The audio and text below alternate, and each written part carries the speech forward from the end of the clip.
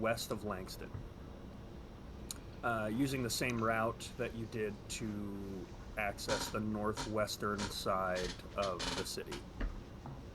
Um, on doing so, you had been getting the sense that um, the bone hunters were coming after your group. So, making this journey after hiding away your family and loved ones and having them hole up in the Sea of Swords, you were accosted by a pirate crew of Oni and a frost giant that had made their way up the cliffside to attack you. Um, with some excellent perception and broken character abilities, you managed to make quick work of this encounter. Um, so as we start, you would see the cliffside below with the like ocean strait that comes through. You watch as this vessel is now sailing away, and you see Langston just about a mile beneath you. So with that, what are you all doing? I do have a question. Yep. For the ring of water walking, for it to work, do I have to be wearing it, or does it just have to be on my person? You have to be wearing it. Okay. And while I'm wearing it, does that mean that I cannot go underwater, or do I have to like activate it Um, it is you can, but it is difficult. to go underwater? Yeah. I mean, it's like it's kind of like trying to do it with like a flotation device. Okay.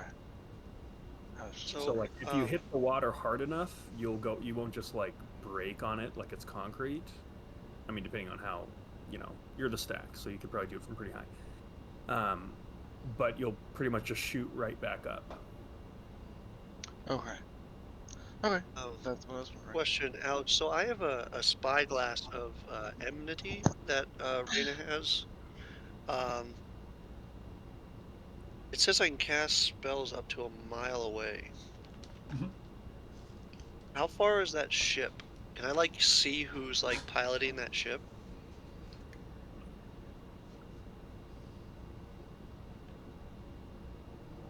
What it has in the description says objects viewed through a spyglass are magnified to twice their size.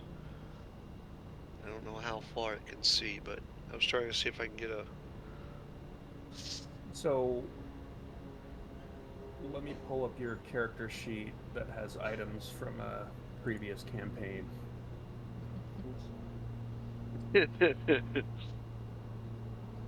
she was lower level, or Yeah, at we the were time, sure. yeah, we were like level 9, I think. Oh, that's the wrong. I think I remember this. It says note under notes says can cast spells like hex through lens up to a mile away, no Oh, matter this isn't even like in inventory. It's just under notes. no, it on the item itself, it has notes. It says can cast spells like hex through the lens up to a mile away, no matter weather or magical darkness. Okay. Yeah. Okay. So give me a perception check. Alright, digital dice, come on, buddies, help me out today. I take advantage on it because you're Okay. using the spyglass of enmity. Alright. Advantage, not great. 9. 9. Okay. Um, you watch as the you can't see who's steering the ship. Like there's a large like giant like figure that's steering the ship. Yeah, You can see but their it's hard to back. make out. It looks like another one of those frost giants. It looks like the crew is kind of a little bit frazzled, and what you can see is that they look panicked and they look afraid. As they're um, sailing away from you, there are 5 more vessels of similar make, kind of like this Kozanite slash kind of like Hongul Dynasty like fusion thing Okay. of these like warships that are coming towards you. So it looks like they're Okay. going to meet with this larger fleet that's coming towards you. How far away is the ship that's running? Uh, maybe quarter mile. Would it be possible to use the spectral cannon to shoot? You can't shoot The, through the spyglass. You can oh, only okay, cast. it's just for casting. You can Okay, cast things like basically hex. like curses and hexes through it. Okay, I was just checking. All right. Curse them with a fireball. If only. um. Okay. So should That's yeah. I'm not we? gonna do anything. I just let you guys know. We've got a lot more company on our way. Okay, so Maybe should it's Should we time go we ahead get a or down? scooting. Yep. I'm in agreement. I like the voice. It's my Minotaur voice. It's my Minotaur voice. Oh, I forgot you're a Minotaur. Wait, you're a Minotaur? What happened? Well, we disguised, remember? Oh, right. Yeah, we're all novice. Yeah, we should probably get off Yeah, this let's hillside. go ahead and get out of here. Okay. At least climb down the opposite side. Featherfall. Let's go. Ready? Oh. Yeah. Yeah. It 1, steps 2, off like 3. a car. Okay, I jump. Okay. Yeah. Easy enough to do. I mean, beneath you is like water crashing against sharp rocks. I grabbed the bands of Bolero. Sorry. I threw them during the battle. I just want to be very clear that I picked them up. Yeah. Okay, fair enough. Are you guys planning on doing like a water walking situation, or are you trying to swim in these waters? We're trying to sink in those Yeah, waters. I think we're trying to go under and then make our way. We already into the have city. water breathing going. Yeah, I'm just letting you know the waters are so you'd essentially have to hang like you'd have to come from like the west side of the city. So first off, the waters directly beneath you are extremely turbulent. So this would be very tough. Well, I'm not aiming for the water. Like I'm jumping like alongside the cliff to like fall alongside it and then land hopefully on land. But about And the I've best got- you could do, there's no beach beneath you. The best you could do is like perilously hang on like wet and sharp rock. Oh, okay. This is like northern coast California, like on the Highway 1, where you just see like waves crashing into like the sharp rock, like Windows screensaver type situation. So this is like Got um, freedom of movement. I can only cast out myself. a couple of you may survive. You're not wrong. So there's Oh, there's God. no so how far away is the road that leads from the Delta crossing we went to into the gate? The road is about a half mile north. Excuse me. Okay. How far out from the cliff do the waters become less screensaver? About a Crash quarter on mile. rocks. And you'd have to if you're trying to swim, you'd have to swim directly towards the fleet that's approaching. They probably see us. Go for the road. Let me Okay, like, who's All we near need me? to do is get under. I mean, there's water. It's wavy. It's rocky. It's dangerous. We just gotta Oh. get under. So this is. Can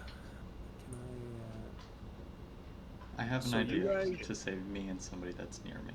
Just- And I So can I don't know if you save guys can see supply. this, Yeah, we can. but super zooming in on Langston here. You guys are like up here, Mhm. and you've just got like this ocean strait of just like eroding waves against like a sheer cliff with sharp rocks. Even with a feather fall, this is an extremely like X Games dangerous jump that you're doing. And then once you make it down there, there's no land. It's like shallow, raging waters. Sharp rocks. And to make it towards like more peaceful waters, you're going towards the fleet that's coming in. And you're kind of going away from Langston. Also, the southwest of the city is kind of where there's more and more concentration of bone hunters as you go towards the docks. No, we don't want to go. We don't want to go towards the southern part of the city. I think just whatever, like the closest. What we gonna- should though was taking a ship towards the Frost Fingers and come in from the south. It's Well, the yeah. only ship we have is very noticeable. Yeah. Okay, So depending on where you're trying to go in the city, you could try to go all the way around, and if you specifically want like a water entry to make it towards the south part of the city, you could try from the eastern side. What? Otherwise, what I'm telling you is you're kind of like being you're being approached right now by this fleet from the south. Our approach from Brightwater, or closer to Brightwater, might be good in case we need a fallback.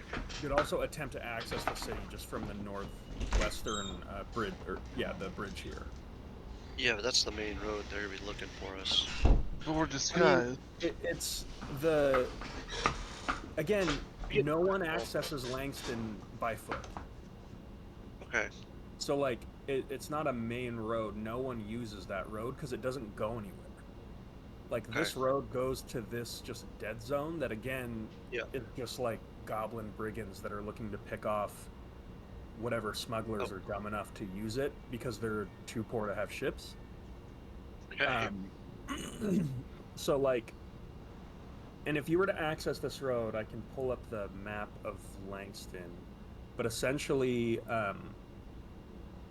it's kind of north off the map, but it splits off into two or three paths rather, where you can access the Night Market, Six Towers, or the Lost District. Okay. The Lost District is essentially like abandoned and essentially nothing is there and no one goes there. Six Towers is kind of more of a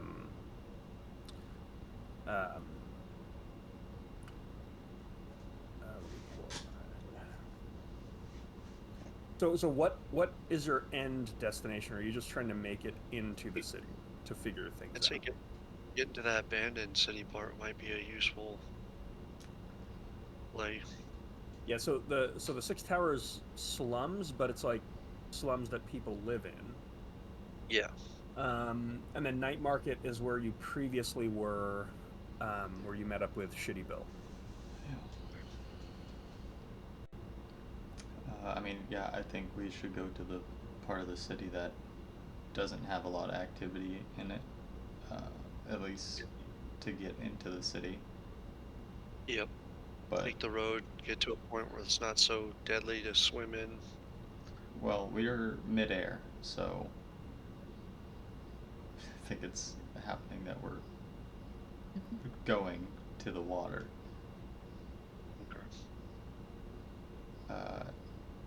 Or if if we want to bail anybody, swim your way to me. I think I can get us up to the cliff. The rest of you are on your own. So are we gonna go north then? Is that what it sounds like we're doing? Yeah, try to sneak in through the slums. I'd be all for that. to the 6 towers or whatever it is.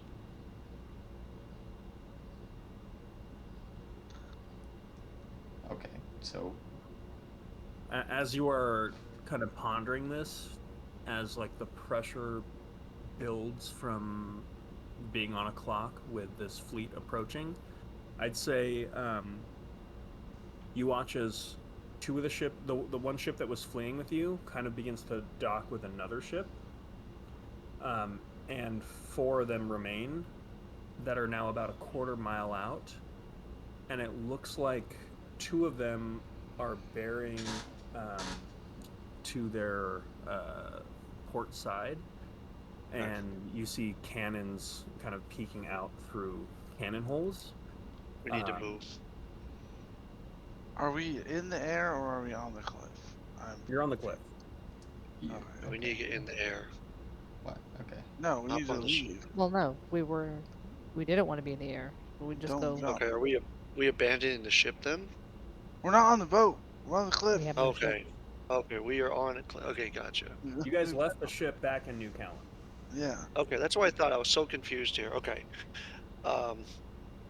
No, let's just take the fucking road, get away from the cliffside so they can't get to us, and find an easier path into the city with less harsh waters. Or we can just cross the bridge. Varric, I need you to make a dexterity saving throw. Cool. love Jesus. it. Catch that shit and send it back at him. 10. You all hear what sounds like cannon fire, except there's like this arcane hum that precedes it, and immediately preceding the loudest thunderous shot you've ever heard is just like complete silence. As you're discussing this and you kind of turn around to back away from the cliff, you hear this bang, bang, bang, bang, and then you just hear this whistling. You begin to kind of like step away from the cliffside, and you realize that these are essentially like mortar shots that are going up, and they're just raining hellfire Shit. down on the cliff. Okay. Just run. So 3 shells hit the cliffside, bringing some of it just sliding down into the chasm beneath. 2 shots go wide over you, and 1 detonates about 10 feet away from Varric. So you watch as this large minotaur form is just blown away, knocked prone.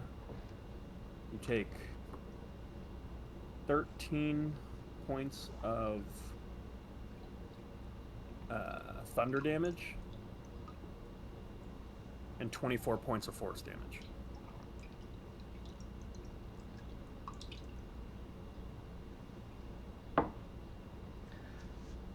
Okay, everybody. Yep, time to go. I run over to Varric. Get up. Get up. Holy shit. That's fucked up. Yeah, they got bombs too. So Yeah, I'll start. go ahead and cast invisibility on myself and whoever is closest to me. you guys are out of, as far as you can tell, you're out of line of sight of the ships. Because there's a blowing large up. cliffside. They're just blindly like mortar shelling the whole cliffside. But you can still cast invisibility if you are expecting to be seen. I just Yeah, start. then I'll do vortex warp, and I will warp Varric and Samugi, who I presume is with us. No, Samugi's fast. Smoothie's pretty quick. Varric and who's the new person? Raina. Cass, that'll pick me up though. So Cass is probably closest to me. Yeah, but Cass can do teleporting too. Oh yeah. I Okay. forgot. Then for the second round of shelling, I'd like some athletics checks, unless you're doing something else creative. Varric doesn't need to do one, and Reyna also does not need to do one. So Sandara snaps her fingers and they disappear into nothing and are gone. Yeah, they're just like 120 feet in the direction we were going to go. Yeah. I mean, Okay.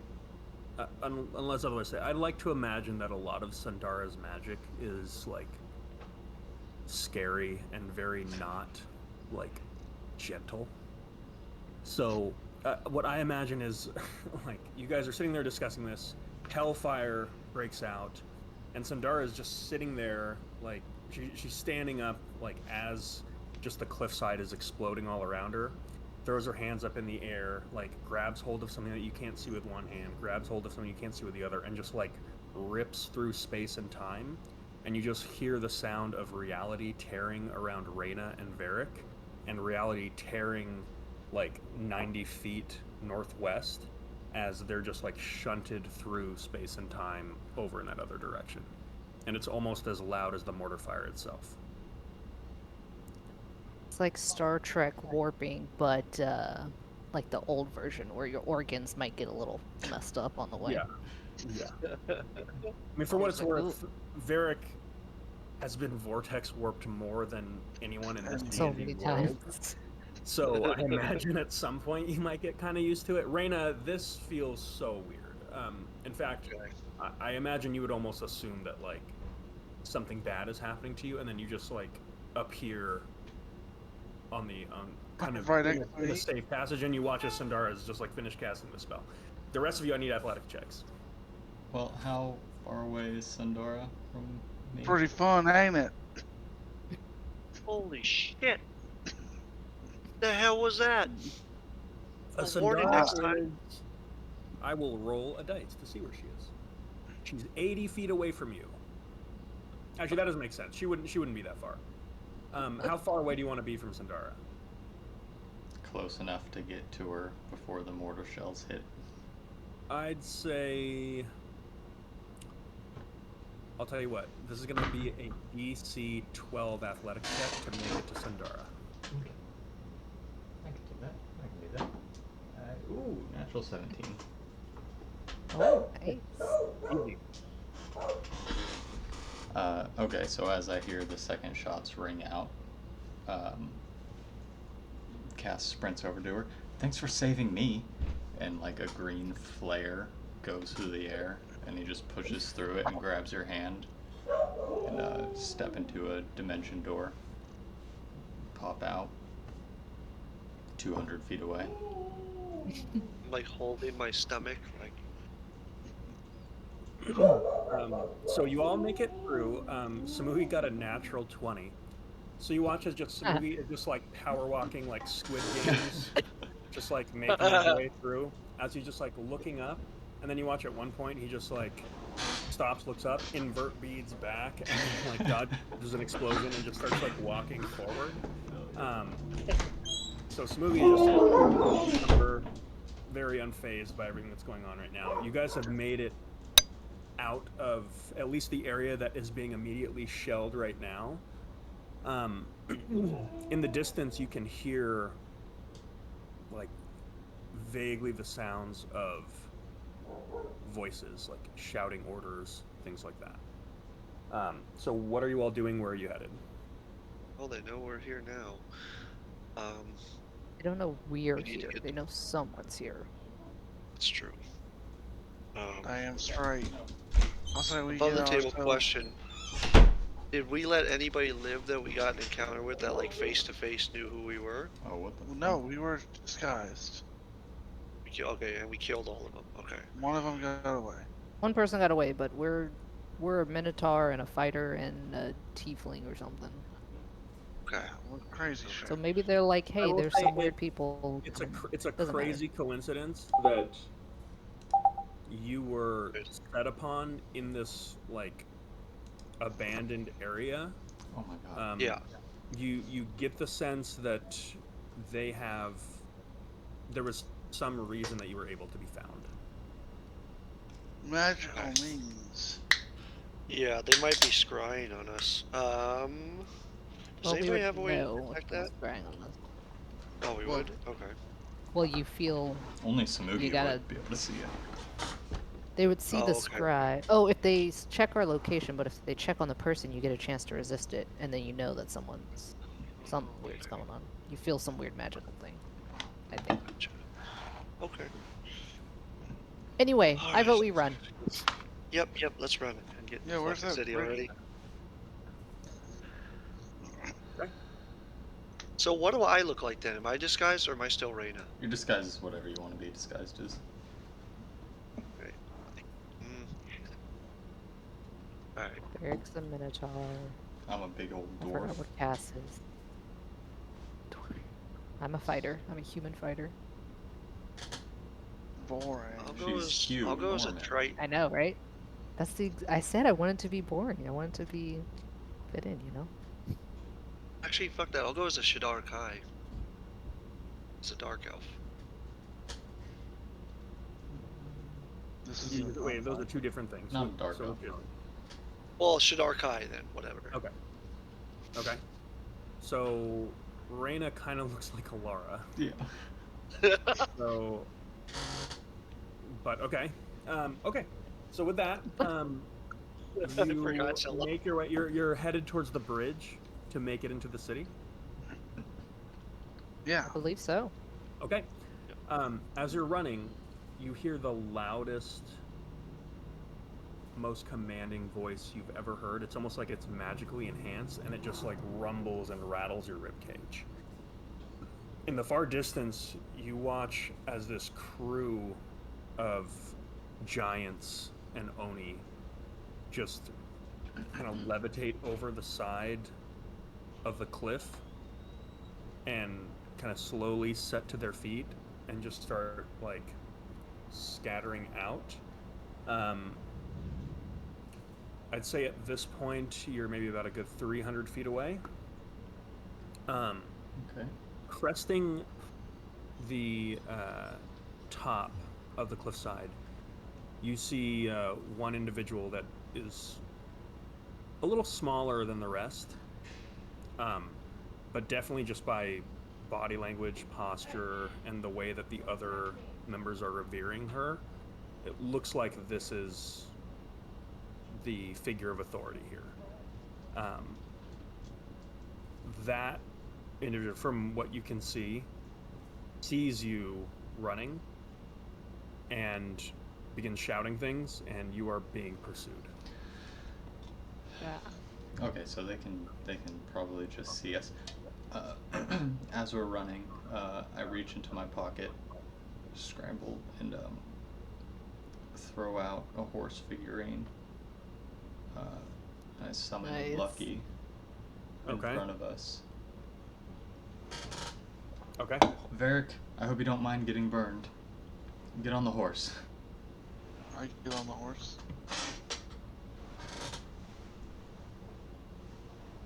Okay. Varric's on the horse. Wait, is the horse on fire? Yes.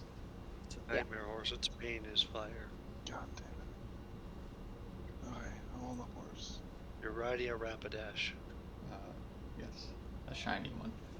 How many people are riding the horse? I'm not getting on. I just wanted somebody to I'll get control on the the horse. horse. Okay. So I'm- Varric and Sandara on the horse. That's awesome. Do a little back. The people are following us, not in front of us. They're pursuing you. Yeah. Okay. Do a little back pedal and pat the horse on the back and say, "All right, Lucky. Take us somewhere else." You watch as the horse just kind of looks at you, Cass. It looks at Reyna. It looks at Samugi, and almost in response, in kind of a sassy way, it just sort of like puffs out its chest and then just like stomps its feet, almost looking a little bit aggressive. Cass, Samugi, and Reyna, you just watch as the world around you like vanishes out and explodes into this just grayscale nightmare. And you watch as that crew of pirates chasing you just vanish as the three of you have entered the ethereal plane. Oh shit. That just happens? Damn. Okay. Yep. Varric and Sandara are still on horseback right now. in the material plane, but the three of you are in the ethereal. Okay. Is the horse not with us?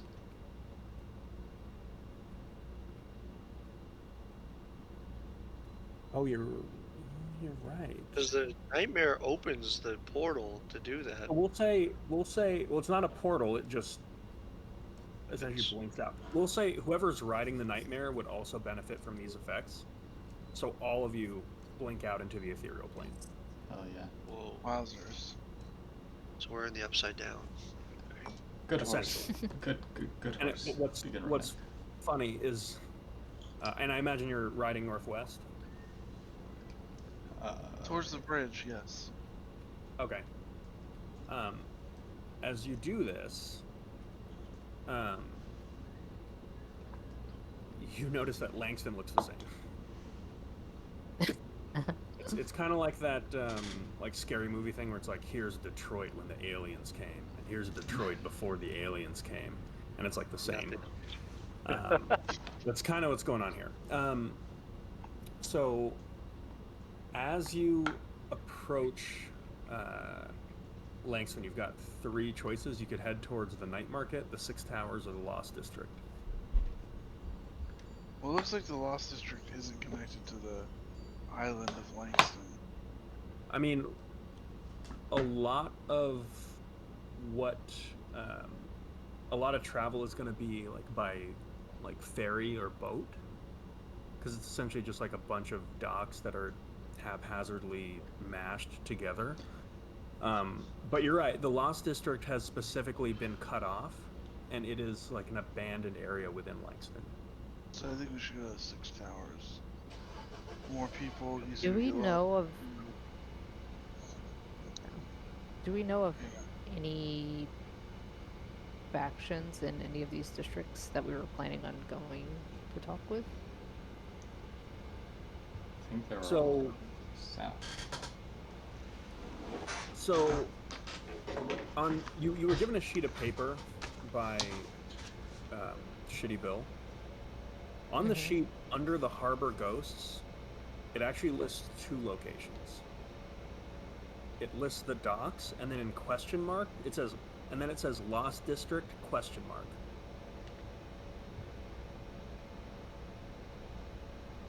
We could search around the Lost District for them.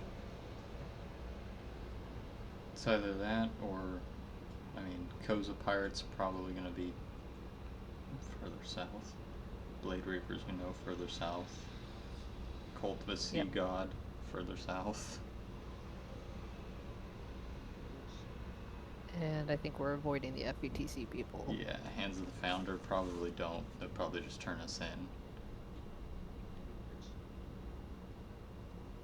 Let's do some investigating while we're here, I guess. I mean, I See, guess then maybe we go to the Lost District first and see if we can find the ghosts, Harbor Ghosts. Yeah. Probably be easier to see people coming too if there's nobody there and we suddenly, hear Yeah. anybody. Definitely. Yeah. Okay. Agreed. Onward, steed. Okay. So you head towards the Lost District. If I don't have my coconuts to... Okay. You are no longer being pursued. As you make your way over the bridge, being in the ethereal plane here is extremely disorienting. And as you're crossing the bridge, you notice there is a kind of like hooded individual that's like slumped over that is walking kind of in your direction on the other side of the bridge. In the ethereal plane? They appear to be in the Yep. ethereal plane. The upside down, yeah. We don't know anything about the ethereal plane, do we? I don't. Maybe Would've been a he's doing moment. what we're doing and just trying to get out. I say we just... Keep an eye on him. Yeah, Yep. let's just walk on the opposite side and like Yeah. We're on a Yeah. horse. Yeah, well, it's a let's spectacle. just but- trot on the opposite side and then As you slowly does begin moving something towards him, you sketch. begin to hear just like he appears to be talking to himself, and you just hear like laughter. Okay. Does he have any like signifying marks, like or identifying marks, like on his clothing or anything? It's completely black, Just okay. like hooded and like Gollum style, like completely slumped over. You see two like whitish gray, like hands, like just the fingers that are holding like this cloak over their shoulders. Yep. You do notice he's leaving footprints. He appears to be like Are we leaving leaving this footprints? like fluid. Like it looks like he stepped in something Oh. and tracking. Okay. Man, Because I'm you look so behind him, interested, but I also do not want to get into it. Yeah. you look behind him, Just keep moving. and everything in the ethereal plane is grayscale. His footprints are like a deep reddish purple. The fuck. Just keep going. Okay, maybe Yep, make yep. fervent eye contact. Yeah. So at this point, the individual is now about 30 feet away.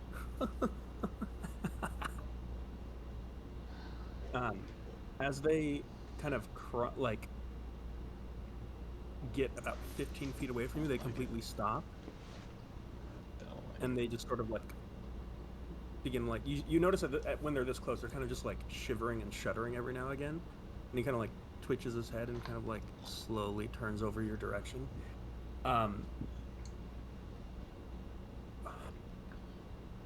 As he does, he kind of lifts his hat a little bit, and as the hood kind of like falls away, you see this just like mangy patch of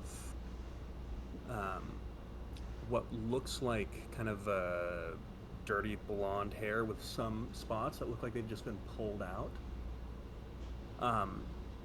And where you would expect to see someone's face, you just see this. It almost looks like a Greek theater mask, but morphed into someone's face. Straight You don't see any Bioshock. skin. It looks like this individual is just made out of like a white marbly, almost a little similar to Varric's like stone giant skin, but more marbly and without it's like perfect cut out of stone. And the face is laughing, yet from the eyes, it's just leaking the same deep purplish red liquid. Okay. Yeah, just keep moving. Hello. Oh, you no. I'm sorry. So do you? What are you doing? As do you just pass by? Does it just I laugh? say hello. Yeah, it's just laughing. It's just laughing. It appeared to like intensify, and now it's kind of doing this like excited like head bobbing. Are you passing by? Yeah, let's. I'm passing by, keeping my eyes on him. Okay. You pass by. Yeah, Are you? He lets you pass, and then turns, and from behind you, about 20 feet away, you just hear. Okay. I mean, Is there something you wish to tell us, sir? We're just passing through. or are you okay? Just following you with excited giggles. You look down, and as far as you can see to like beyond the end of the bridge, this thing has left those same purplish red footprints. Maybe this guy's just from the horse. Yes. Can you see what if this is like a magic thing? Like, can you detect magic on this guy? Yeah. Yeah. Little creepers crawl across his face into his eyes, and I'm gonna cast detect magic. Is this guy magical?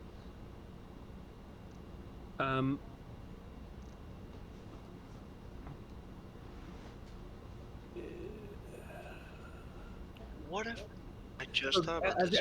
as you cast detect magic, I would say detect magic really picks up on like objects and things that are magic. When you have like a creature that is like inherently a magical being, like something like a dragon or something like that, would not pop up on a detect magic.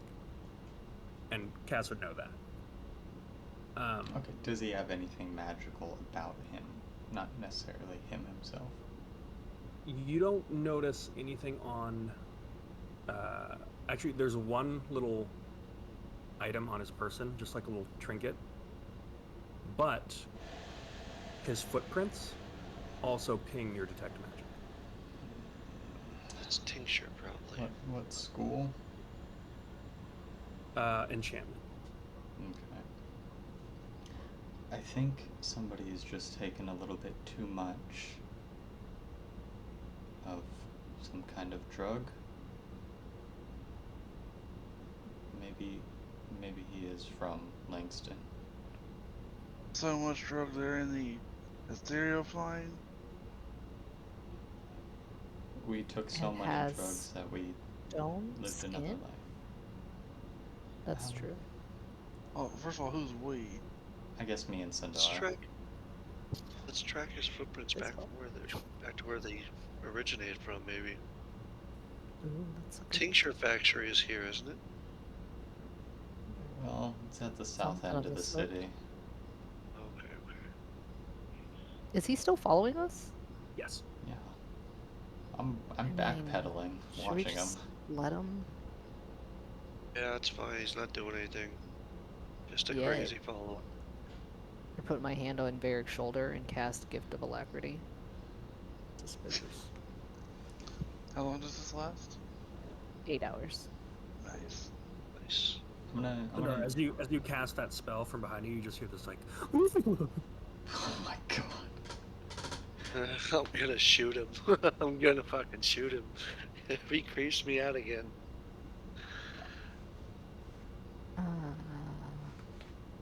What if it's just like a dude, like just a regular dude, and we're So thinking weird. about this? Yep. But just keep walking. If he's not hurting us, no harm, no foul. I mean, what if we just go back to the regular plane? We gotta get into the city. I don't think. first. Yeah, I think we should wait till we're Get further into the in. city first. So yeah, let's follow his footprints. See where he came from. Can. Let's, I'm hello. I'm gonna stop. What's your name? He's just giggling, doesn't respond. He also doesn't slow down, so he's now closing. He's now 20 feet away from you. Oh. Oh my god. Okay. Woo! I'm using Not my lay your on. this horse. I'm using my lay on hands on myself. Okay. That's a good idea. Can I turn into him? Ooh. Yeah. I assumed a God, hunched music over gets so creepy. posture. Okay. And does he respond at all first to that? Does he stop? No, he's now about 10 feet. Okay, I turn around, drop the disguise, and keep walking. Okay. Ah. He's just slowly Yeah. walking towards you. I have my hand on my spectral cannon on my hip. Okay. If he gets to like too close to touch, then he might have it pulled on him. Just keep walking. If he tries anything, then we'll act. Okay. Cass What if feels. this is like alien first contact, and if we attack, he's gonna attack, but if we don't attack, he won't attack? He's being fucking creepy. Whatever. These colors don't run. What? It appears to be like you watch as it's now like kind of looking up and kind of like swaying its head as it's walking towards you. And it's specifically anytime it gets a chance locking eyes with Cass. And it's like it's trying to get your attention, and whenever you look at it, it gets really excited. You saying it? Does it look like a discernible, like, kind of being that we might recognize? Um, Does it look human? Does it look it's humanoid, elven? but it's got a mask that is like melded into its face, where like you can't see any crease of an actual mask, but it has no facial features. It's This got is like so slits for eyes, and it's got like a laughing smile that's like carved into this like marble mask. And the only thing is it's just leaving like these like tears of like this reddish purple fluid that are literally like tracking down its whole body to its feet. So And we know it's as you by. get closer to it, somebody give me a perception check. I mean, I'll do Oh. it.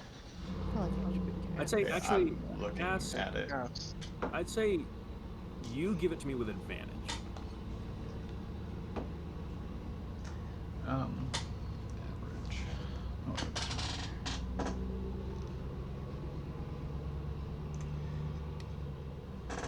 12. Well, um, I mean, all you can really see, a couple things. First off, the cloak that it's wearing is, you can tell by the way that it's like clinging to its body. This cloak is soaking wet. Okay. And also, you have a very strong smell of wine. Okay. Of like red wine. Yeah.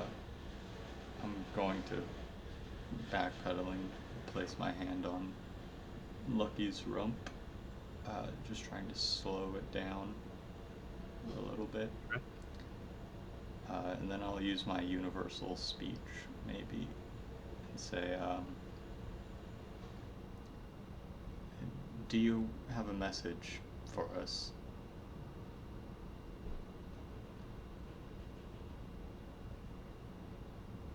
I can't understand anything that it says if it's in a different language, but you can Okay. understand me. And I stop. I fully stop. You ask that, and it kind of like stops in its tracks, and just looks up at you, and like every once in a while, just shivering, and just goes.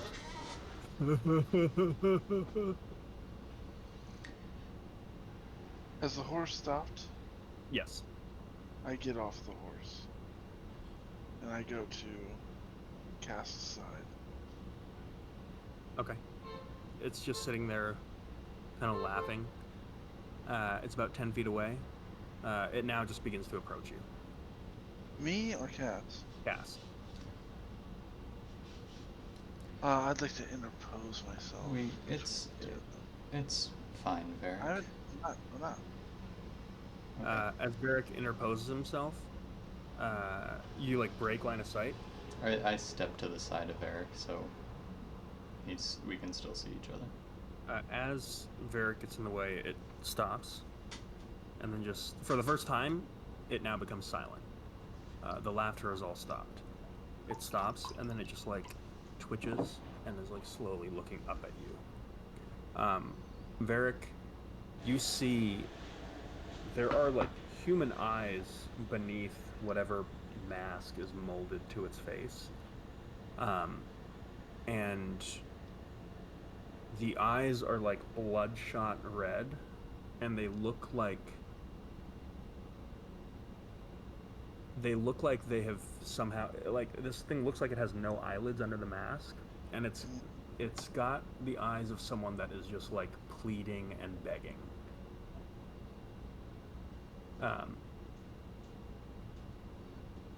And it looks at you just in silence, and then it slowly begins to stand, and you watch as this kind of like whatever this thing is, it's built like a marble statue, and it is taller than you, and it's beginning to stand and kind of accept your challenge as you interposed yourself with it. And you watch as that smiling face begins to turn into a frown, and the eyes begin to like droop down, and you just watch as what before were just like these like reddish tears that were just tracking down its face now begin to drop directly from its face onto the cobblestone as it stands tall. Cool. Can I keep an eye out around us, see if it doesn't have any, there's no one else around us, like, circling us? You look around, you don't see anyone else. Just want to make sure we're being set up. Varric, by this thing's body language, you give me an insight check. I'm going to say because you're a battle master, I'm not even going to make you ask for an insight check. This thing had previously kind of like this weird, almost like playful affect to it, and now that you've kind of like drawn your line and kind of stood up to this thing, it's becoming like escalating to more and more and more hostile. So you're kind of at a fork in the road where you can choose to either try to de-escalate, disengage, or just attack this thing, because it is going to attack you if nothing changes. I'm going to take a step back and just say, I wasn't trying to antagonize you, friend. Do you take a step behind Cass, or do you like back him up with you? No, I take a step so that we're at the same level. Okay. So like I take a step kind of to the side and back, so now we're shoulder to shoulder. Give me a wisdom check with proficiency. I'm gonna say, as a battle master, this kind of like communicating in this way of like threat and peace with your like body language would be something that you specifically are good at. 20. Okay. On that. Okay. As you do, by the way, as this thing kind of stands up, you watch as its body is completely, it looks like it's carved out of marble stone, and it's got the build of like a carving of like a Greek god. And it is very amazing that it somehow managed to like fold itself into like this tiny little crouched thing. As you do, it kind of slowly like takes like the wet cloth and like slaps it back over its form and like folds itself up in this thing and slowly begins to like punch back down, and then after a few tense moments of silence it just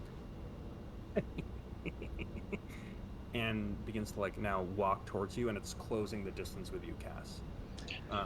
Do you stand your ground, or are you going to continue, or are you going to step away from this thing? I just whisper to Varric, we just need to deal with this now before we get into the city. I wonder if it's like a defensive centurion or something, or sentry. Be ready to smash Have it. we ever seen anything like its skin? Where it's like a creature made out of marble that moves? I mean, the closest thing that you might have seen that it would resemble would be like Varric's skin, but this is just on a whole different level. I keep walking if it. Okay. You stand your ground, and it's gonna walk over to you, and it takes its kind of large hands that look like perfectly manicured and like grayish white marble, and it just grabs Cass by the chin, lifts up his head, and then like begins like moving his head around and like inspecting it.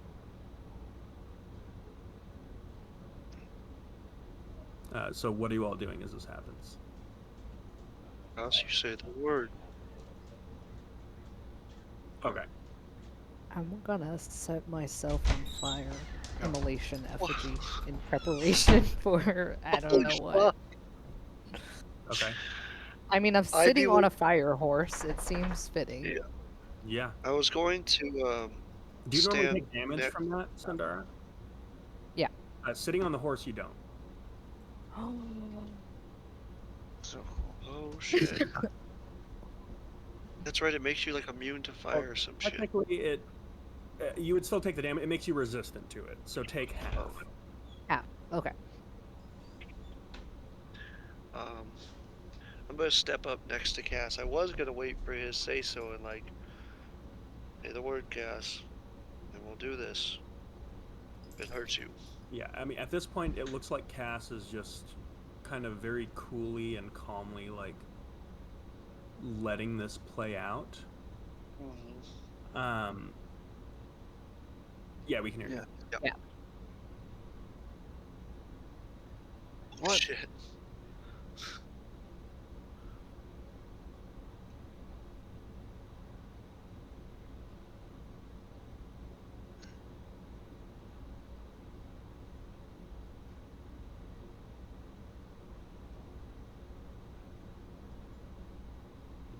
So far, you get the sense that, like, nothing you've said, universal speech or otherwise, has phased this creature. Sundara, as you light your arms on fire, it also pays 0 attention to you. That is preferred. Cass, remind me, what do you look like right now?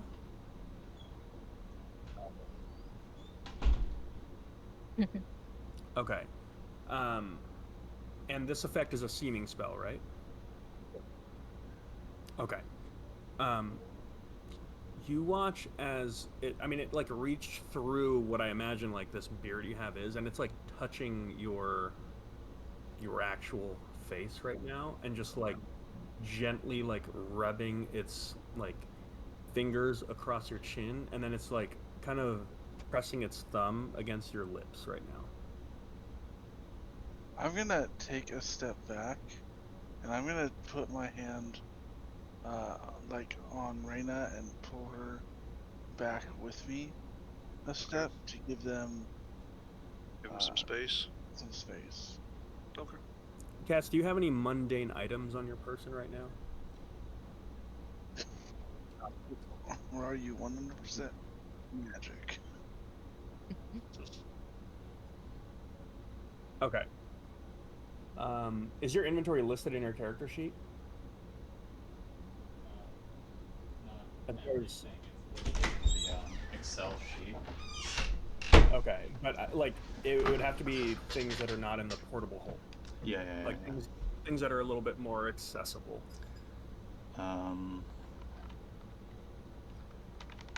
Non-magical stuff. Like rations. Yeah. I've got like a bedroll in a bag, a mess kit, rations, rope, tinderbox, torch, water skin, that kind of adventuring stuff in like a little side pouch. Do you travel with any booze on you? I have an alchemy jug that has refreshing beer in it. Okay, and that's on your person? Yeah. Well, sure. We can say it's strapped to my belt. How big is an alchemy jug? You can say it's kind of like a base. Maybe this is a crazy drunk homeless person.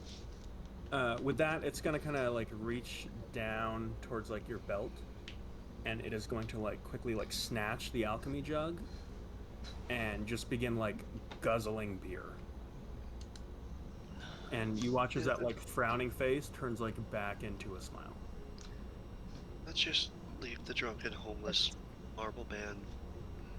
It's just like Varric when we first met him. You watch as it like stops, Fuck. and then it like reaches its hands out, and Cass, it kind of like grabs you by the back of the neck and pulls you really close towards it. And it now begins to like tower over you a little bit more, and it almost like begins to dip you, and then it begins to take the alchemy jug to your lips, and it's going to start trying to pour beer into your mouth. What the fuck is Cass this It's thing? just going like is shitting his pants right now. Creepy motherfucker. He is, I think, like tears are starting to fill in his eyes, but he's allowing this thing to do Dude. whatever it's going to do. Let's just run. give me a Constitution saving throw for just like chugging this beer. Pretty good. Natural 18, 20. Okay.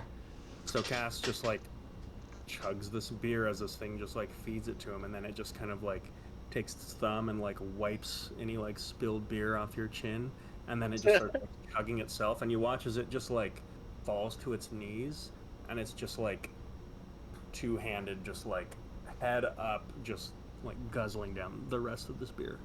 It's like a My gallon. mind went somewhere else. Oh, no. Okay, and it's super tall right now. I mean, it's the same height. It just folds. Right now, it's Okay. just folded, like on its knees on the ground. All right. Yep. Yeah, I begin backing up. Let's get the fuck this thing. Okay. Yeah. Trembling. Speed. Yeah. You okay, buddy? No. No. Okay. Well, let's not do that again. We need to get out of this ethereal thing. Let's go. We'll be okay. We'll be okay. We just gotta stay away from the creepy marble people. Do you wanna get on? I know you don't like horses, but do you wanna get up here and we could just kind of ride out? No, I'm not getting on that thing. Well, I'll be fine. I'll be fine. I turn my back to it and I begin walking away, Okay. leaving the alchemy jug with it 100%. Yeah. You walk away, and after about like a good 20 seconds, you hear the alchemy jug clatter to the ground. As it like looks up and realizes you're walking away, it like takes its hood, throws it over its head, and then like takes a couple crawl steps forward before it like brings itself to its feet, and it's slowly just like following you again. Well, it's Just keep running. Let's like run, jog. Quicken the pace a little bit here. Yeah. Why does it leak purple goo? It's Let's wine. find out where that purple. Oh, it is. Okay. It's wine. Yeah. If there is such thing as an alcoholic demon, that is it. Wow. Do you have any Terrible. alcoholic demons in your past that are very interested in you? Because that guy was. Nope. Oh, I mean, I was interested in cats. yeah, you were an alcoholic demon too. Okay, well, that's a mystery for some other time, I guess. Sorry that you have a Welcome to Langston. ethereal plane we- alcoholic stalker. Are you an alcoholic? No, not really. I'm just more of an aholic.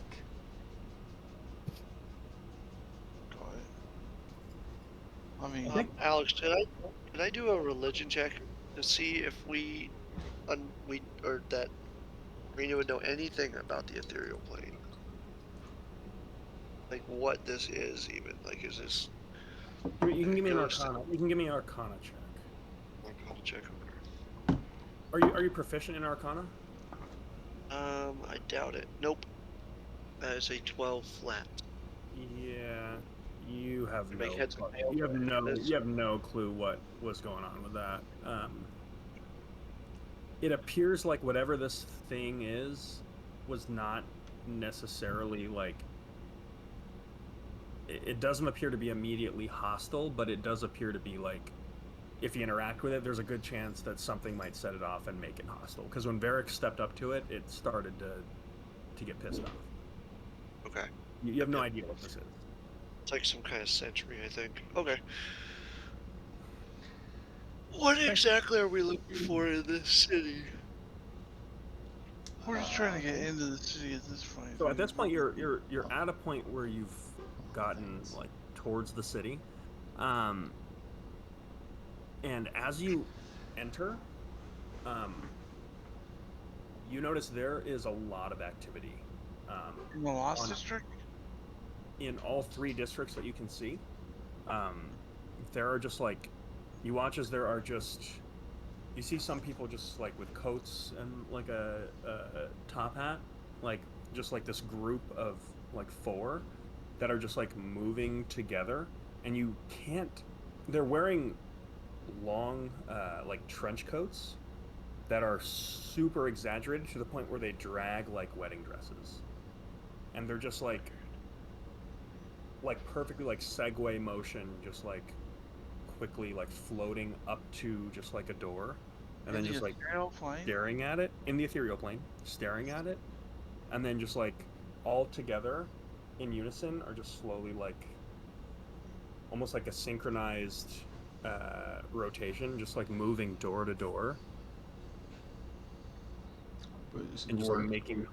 Yeah. we're in the Lost District now, though. Like, out of the. You're at a crossroads where you can go into any of the district, where you can go into the Lost District, the Six Towers, or the Night Market. Those individuals are actually in the Six Towers. You watch as there are like 6 of these like trench coat things that are just like rotating their way through. Um, Interestingly enough, the Lost District has the least amount of this kind of activity. Yeah, I think I'm done with the ethereal plane. I think I've had enough. Should we find a an alley or something to Yeah. reappear in? Let's get behind Let's the get into building. the Lost District and Yeah. Okay. Yeah, what's up with the weird trench coat guys? What the hell? Which okay. So where are Maybe you? they're Where are you headed? postcard. Lost Lost District. District. Okay. You go into the Lost District, and where you kind of hear like a little bit of like chatter and activity towards the other district, as you go towards the Lost District, in almost like a supernatural way, that sound fades out way sooner than it should. It's like you're in a mall and you step into a store and almost immediately there's like this soundproof wave that just kind of melts over you, and you now just it's just complete dead silence, which is something that you have not heard in such a long time. Can I talk? Yeah, and as you do, it almost like hurts your ears with like just breaking complete utter silence with any amount of noise. I whisper to Lucky. Alright, that'll do. I think we can go back now. You still Hi, hear Lucky. the footsteps behind you, and you see this that thing's still walking towards you. It's now about like 60 feet out. You just hear kind of like wet slaps of feet on cobblestone. I wave at it as No, don't antagonize it. as we leave the ethereal plane. Okay. As Lucky brings you all back out of the ethereal plane, the city becomes ever so slightly less gray around you as you just hear this whooshing sound. And sound comes back. Like you can hear in other districts, like faintly, like a little bit of sound of just like a gentle hum of the rest of the city. It's still pretty quiet here in the Lost District. And for I look sounds like behind us. you look behind you, you don't see any of the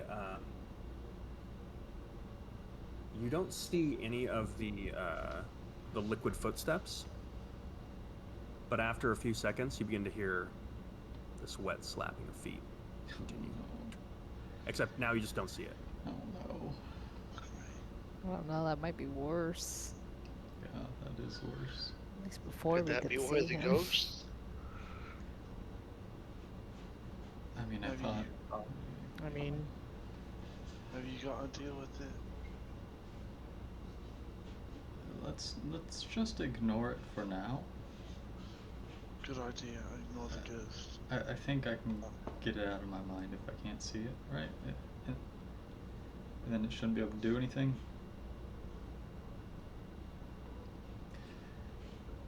I don't know.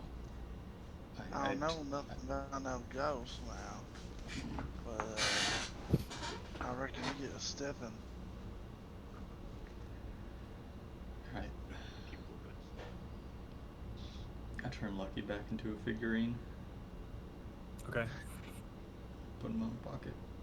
Had to get my Minotaur voice back. so Okay. where do we start looking? Well, I guess there's 2 ways we could do this. We could just start going around hollering. But that seems a bit impolite if you ask me. Now, we could also try just, marking up the buildings with some thieves can't see if maybe they come to us. Find us somewhere to, rest up. Maybe camp out. Maybe an abandoned building. Do Excuse you me? think that most of the city knows thieves can't? Probably. Probably. Just based. Okay. Just wondering. It's fine. Right? So first let's find somewhere. Hold up. Then I'll write some thieves can't on the walls. See if we can't get our friends to find us. We can try to. Should we try to get high ground in the building? Maybe we could see if there's any kind of stronghold or something. Not a bad idea. We should definitely get some high ground. As you're having this conversation, you watch as this very small, like maybe about like Samugi sized individual kind of like quickly scampers across the road ahead of you, like the alleyway ahead of you, and then kind of stops and like turns your direction, and then just like quickly like reaches around for something, and then like pulls out this little like what looks like a little charm and holds it up towards you. Hello? The city is making me so unnerved. What y'all looking for? You're not real. You're not real. You're not real. You're not real. How can I prove I am real? Stop, just stop. And he just like begins like covering his ears, or like one ear, as he just like holds that charm towards you. Can I physically touch this person?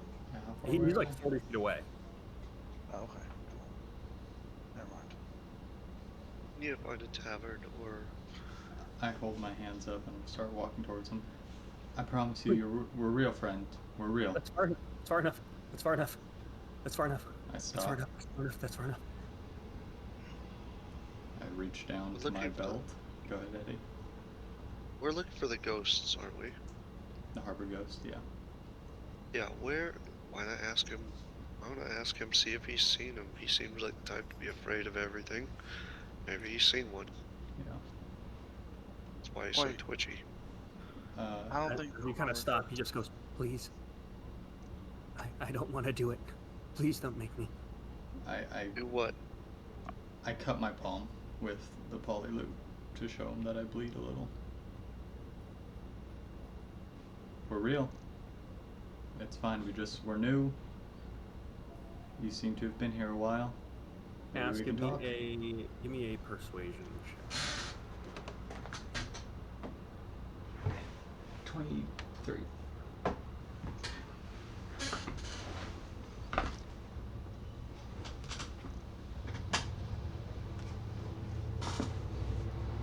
He just like slowly lowers the charm, and he just goes, "You're real." I promise. Each and every one of us. What are you doing here? we're looking for the harbor ghost. As my He just friend kind of said. like looks around. Who's looking? Well, I mean, we don't really have a name. We're just trying to make some friends or some task. we're from New Callum.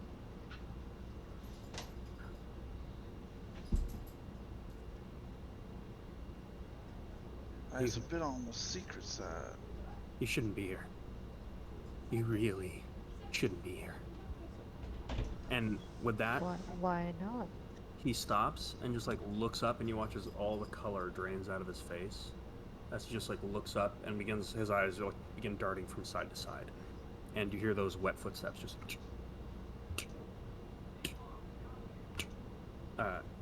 Instead of moving towards you, Cass, they go past you, and they're going towards this individual.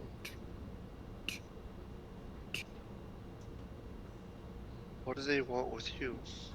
And you watch as, almost like from about 8 feet up in the air, this black, like wet cloak shoots out from nothing and just wraps itself around the body of that thing that was on the bridge, as it, in a quick instance, just like apparates in front of what looks like this halfling, and you watch as this thing darts out and is basically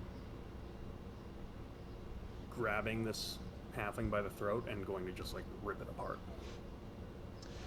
The fuck? Okay. Can I, what do you want to do here? Run. They could shoot it, or are we just running? Run where? Run, fuck it, okay. If anyone wants What to did, do anything sorry, right what did now, his you have talisman to roll initiative to try to intervene if you want to. What did his talisman look like that he was holding up at us? It looked Yeah, like Laura. some bones that were like tied together with twine. Okay. I would like to try and do something as we depart. Just what it sounds like we're doing. Is that right? Okay, give me a It's an 11. 11. Okay. Oh, So- initiative. Yeah. Yeah, I assumed. So you watch as this thing, in a quick instant, grabs this halfling by the throat, picks it up off the ground, slams it into the side of this kind of like dust-covered brick building, causing just a wooden platform to fall and break on whatever this thing is. It just snaps his neck with one hand, and then like drops him to the ground, and immediately, like fervently, begins just like going through his things. And you watch as it pulls out this vial of this like deep, like arcane blue liquid, pops the top off with its thumb, and then just like you watch as it just like shoots it back, and its hands are just like covering over this thing as it's just like greedily like sucking down this spark. Shit. Sandara, can you grab Sandara that had amulet? like just had her hand out to cast a spell, and it's just like, "Ugh. Okay, let's leave." We have to, as much as doing that thing might be fun, let's try to keep a low profile. Just keep running. As you begin moving away, you begin to hear the sounds of just like flesh tearing. Cass, you gonna give it one last look? I mean, I'm Or are you like averting your eyes from what's going on, or are you gonna look at it? I'm looking at the halfling, specifically at the amulet, see if he threw it, dropped it on his body. Yeah. I mean, he dropped it as he got picked up. Okay. Okay, oh, fucking Christ, how far away are they? I mean, as you began to walk past it, they would have been about 15 feet, and the little talisman would have been about 10. Okay, I would So you'd like have to to be try like to. within 5 feet of this thing. Yeah, I would like to try to sprint towards it. Okay, yeah. You sprint towards it, just like nab it. Yeah, looking at the eyes of the halfling as he is ripped to Oh. shreds. He's dead before he hit the ground. Okay, yeah. Okay. So you grab it and you move onwards. As you do, you watch as this thing just like takes its hand and like uses it like a spear and just plunges it into his rib cage and just like begins to rip like a couple ribs out, and is just like greedily like lapping up like blood. As you walk Jesus. away, you turn around and you watch as this thing like face, the smile is like even deeper now, and you watch as it looks towards you, just like completely covered in blood, and it kind of gives you back that same wave you gave it. Okay. Oh, I run. That's creepy as hell. Okay. So you're just running deeper into the Lost District. Yeah. Okay. Should we just find any place? Just yeah, Yep. Any place something with is people. seriously wrong with the city. Yeah. Let's find a home that potentially is stacked on another home or a two-story in some way. Okay. You're trying to find some kind of Or shelter. see that look higher? Because it sounds like we want some high ground, right? Yeah. Yeah, let's try to go high ground. This is like complete abandoned. This is like quite literally like a ghost town. Like all the buildings here are in complete disrepair. Um, um, yeah. I mean, there's shelter, but none of the buildings go too high. Like they're all just like one story. Okay, let's get As you go somewhere. towards the center of this district, um, there are like elevated platforms where some of the buildings begin to. It's almost like it goes higher and higher and higher as far as like the building levels. Um, if you want to attempt to do that, in the distance, you see a single tower that is just completely covered in moss, or not moss, sorry, like vines, which is the only green thing that you see at all in the district. Fuck it. Let's go with it. I mean, that's probably the most sturdy thing here. Yeah, immediately drawn to that. Okay, so you're headed towards the stone tower. Yeah.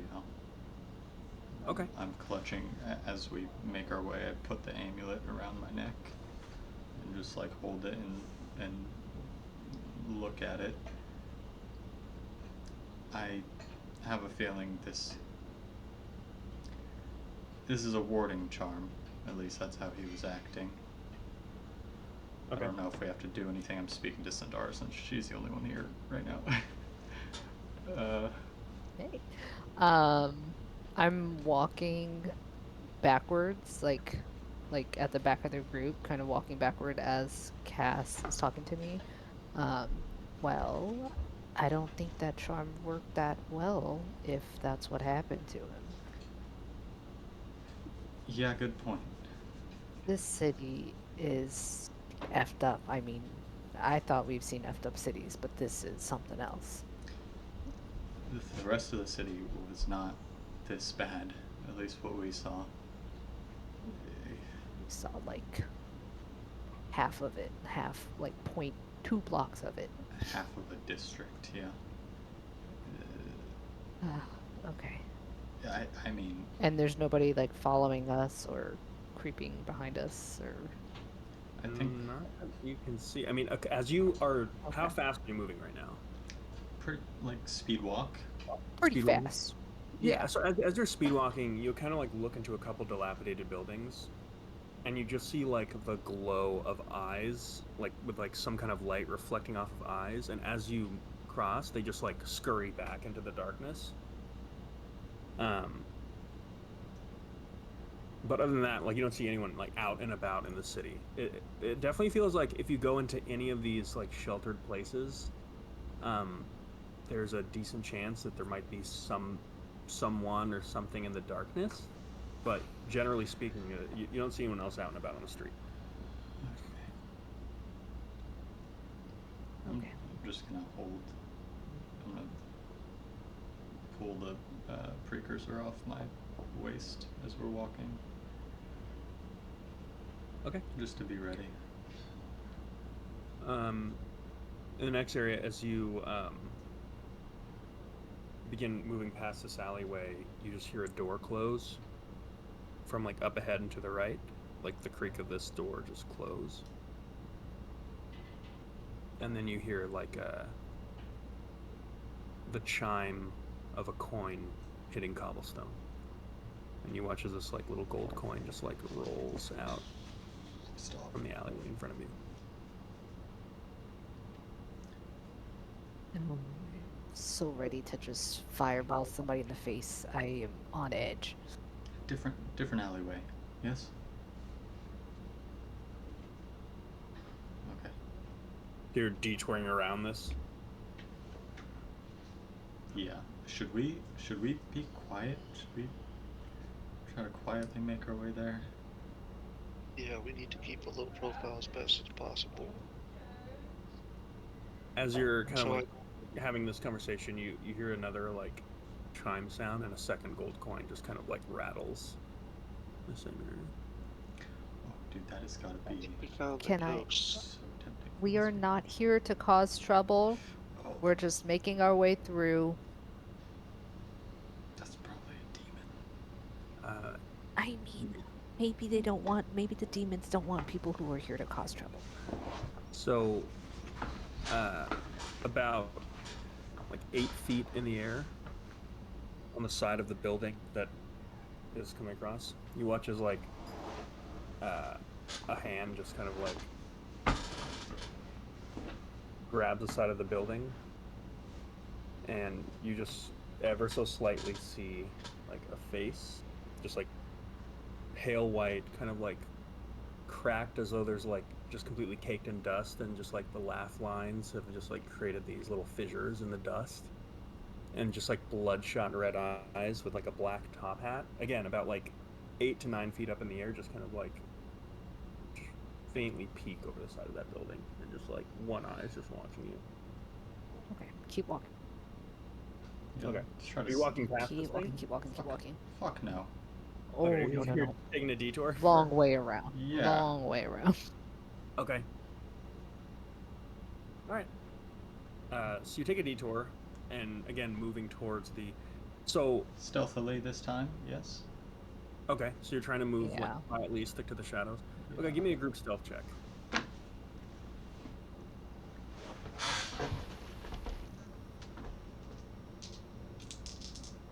Yikes. That's an 8. Okay. 7. 22. 18. Okay. In the distance, you hear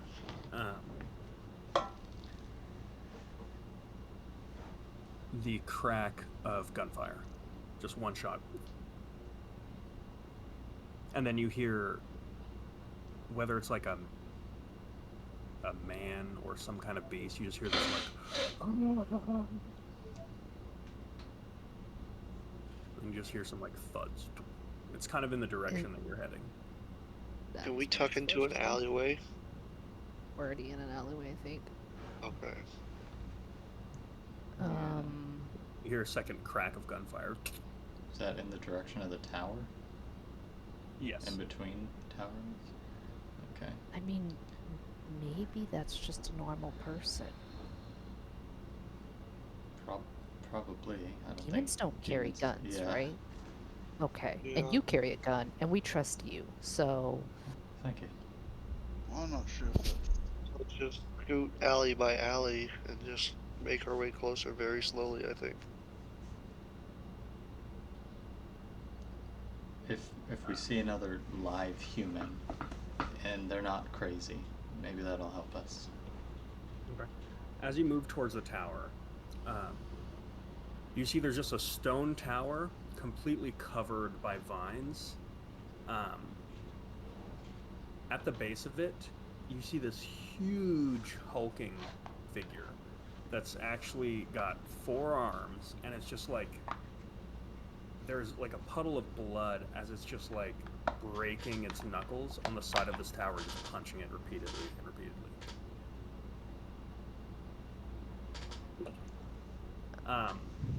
You once again hear a crack of gunfire, and you look up, and on the balcony of the tower, you see this kind of cloaked individual that's just sitting, like legs dangling over the outlook of this tower, with what looks like a rifle, and you just watch as this, whatever this thing is, just takes a shot to the shoulder, and then just starts slamming its head into the tower. And you watch as the individual, like up top, just takes the rifle, like lays it down on his lap, kind of takes what looks like a little ceramic cup, and just like takes a sip of it, sets it down. Question. Cocks the Can rifle. I cast jump on myself and like climb one of these buildings to get onto the roof? Yeah. Okay. I'm gonna go up top and see if I can get word with him. I don't want to call out from down here because I know it might come at us. So I'd like to jump and like climb up one of these buildings, get to the rooftop, and uh, try to shout out, see if this guy, what the fuck is going on? Okay. See if he needs our help. Okay. So, Raina, you jump to the top of one of the roofs. Give me an acrobatics check.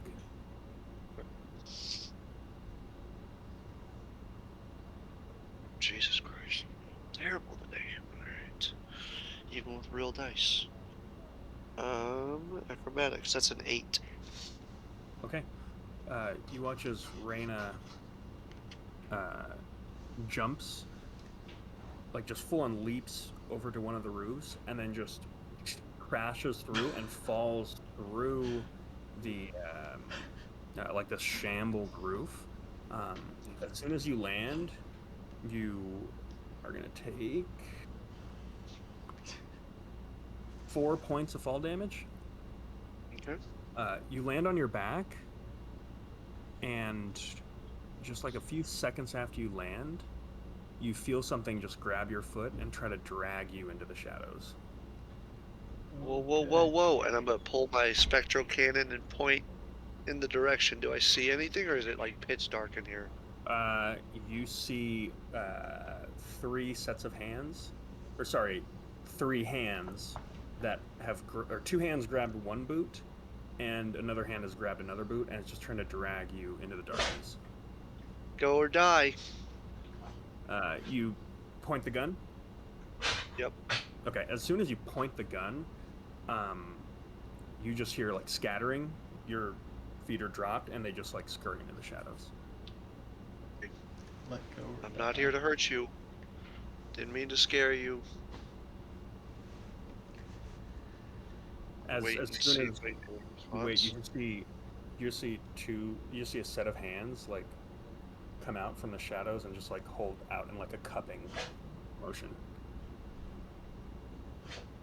What do you want? I wasn't trying to fall through your roof. What the hell is that big ass thing outside? You watch as someone like kind of like peeks out of the shadow here. You see a little bit of light from like the smog skyscape peeking through the hole that you made in this roof. It is very foul smelling in here. Like it's extremely hard to breathe. In this room, you notice there's maybe about 20 people just like hovering on the sides of the room, and you're just standing like right in the middle. And you watch as this kid that maybe looks like she's like 11, just completely gaunt, looks like she's starving, just like peeks her head out and just holds her finger to her lips, and she's just like shaking in fear right now. It shows I have a day's rations left. I will gladly just kind of grab that satchel of food, bread, whatever it is, and just kind of slide it over to her. Oh no. Okay. As soon as you do, you watch as her eyes go wide with fear, and she actually, instead of grabbing it, backs up as the entire room just descends, and there's like a wave from behind you, and you're almost, in fact, I need you to make a dexterity saving throw. Yep, Jesus Christ. That's better. Natural 19. Okay, so you have to jump over like a crowd of people that rush you from behind, as everyone just Okay. rushes at whatever you just dropped, and you just hear like ravenous, like ripping and tearing, and then you hear someone scream. The rest of you watch. As you watch Reyna jump, you look over. The gunman is gone. You just see the little cup on like the side of the balcony. Um, you hear screaming from where Reyna fell, and you watch as this thing, as it's like batting its head against this thing, it kind of like backs up dazed, and it just like stops, turns, and then just rushes the building and just begins climbing up it into the Oh hole that Jesus. Reyna made. Oh Oh fuck. fuck. At this point, I would like everyone to roll initiative. Varric, you have a D8 to add to your initiative. Mine's 22.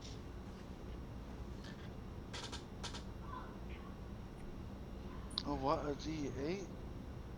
Mm-hmm.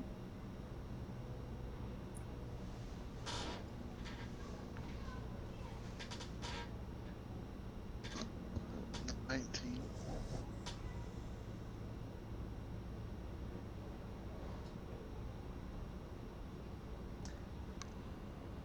Okay. Okay. 18.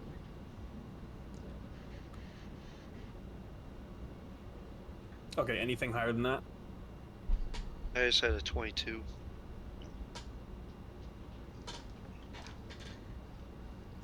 Cass got a 13.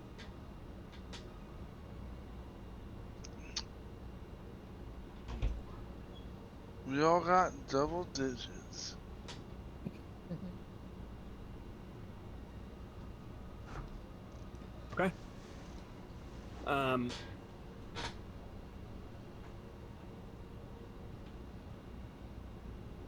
Uh. So. Uh. Top of the round. You watch as Ren, as soon as you see this ungodly sight Yeah. unfold before your eyes, as like these starving people things are just like ripping each other apart for the scraps that you dropped. Yeah. You hear this, oh, and the door, or sorry, the side of the wall just blasts open, and you watch as you see whatever this creature was at the tower. Yeah.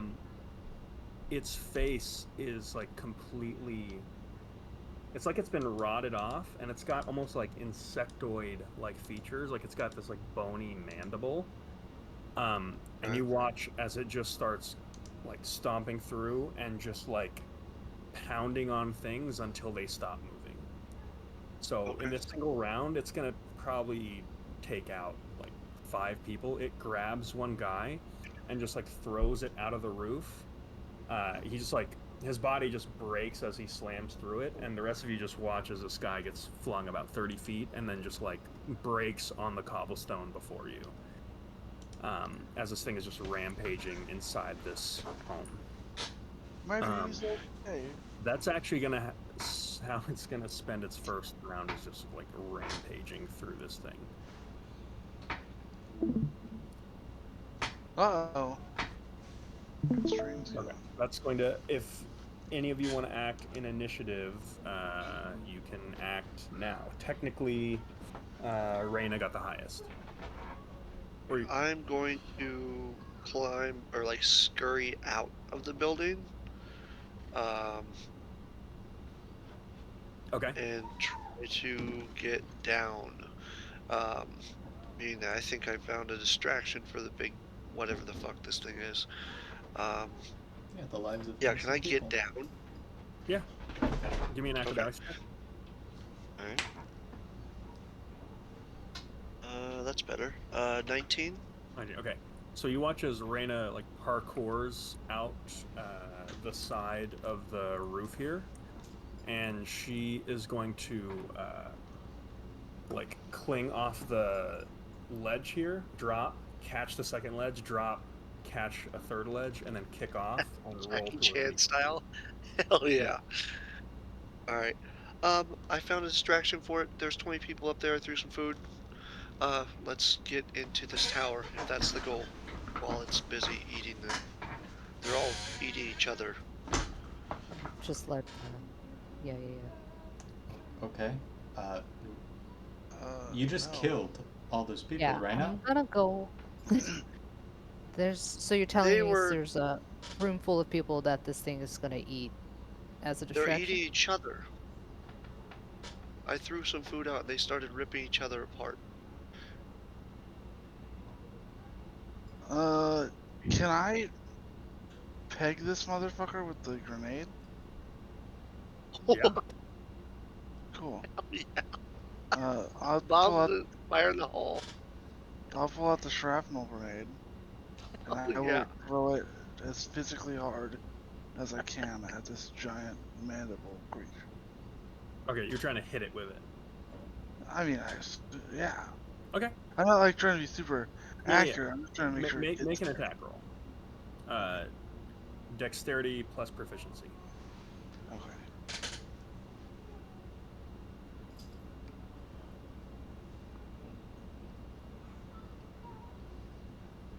13.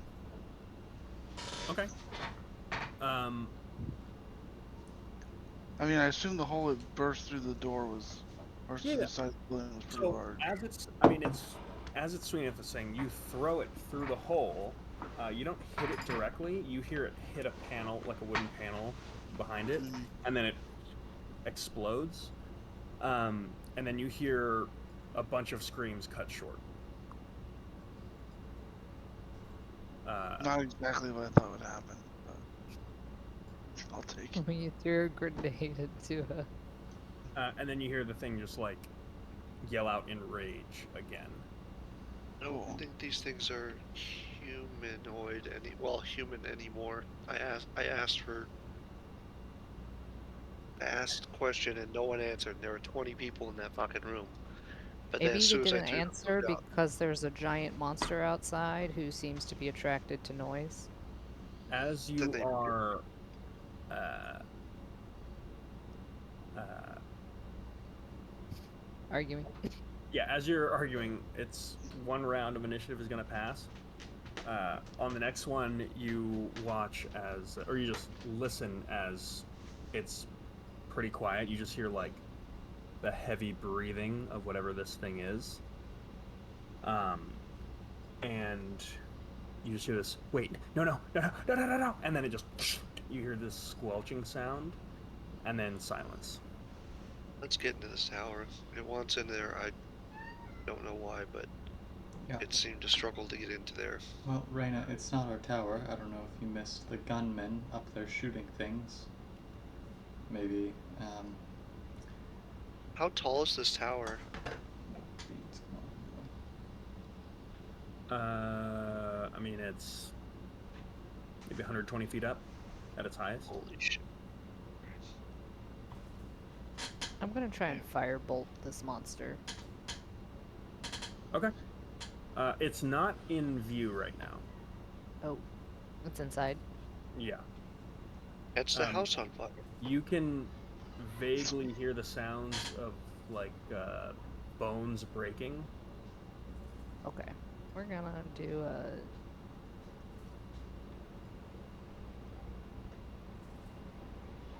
Can I get into the house? You can try to climb in, yeah. Oh, I have to go through the giant hole in the roof. Can I I'm boost gonna say her? at this point you kind of get the sense that like we're out of initiative, as this whatever this thing is now occupied with whatever it's doing in this building. Yeah, but I feel bad about that. And, Yeah, I hear you. So you don't have to act in initiative, is what I'm saying. You want to try to get in the Okay. building. Can I boost her up? Give her a boost? Oh yeah, I've still got stuff going, so I'm not super So, weak right now. so Okay. I Are you remember trying to be stealthy about this? No. Okay. Um. Okay. So, you boost Sundara.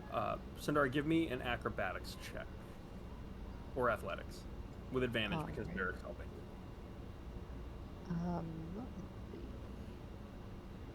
Let's see. Spell casting modifier for.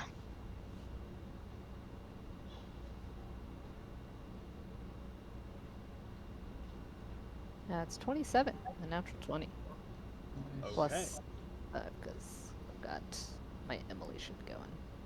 Okay.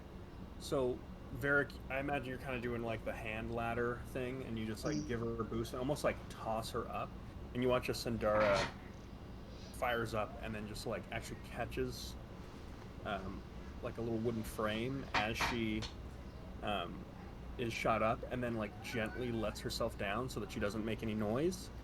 Um, you turn and Sandara, you watch as this thing is just like pulling apart bodies and just like feasting on the raw flesh of these people.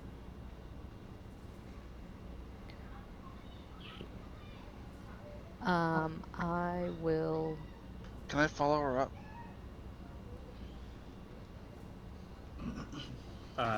Yeah, you can.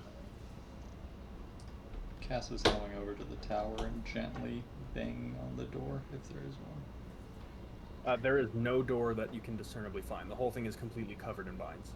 Okay. Oh, I'm looking around. I'm going to do a quickened. Well, if we're not in initiative, I'll just do a regular mind sliver, so no one else is gonna probably do anything afterwards. Which is an intelligence saving throw. Okay. As you do, you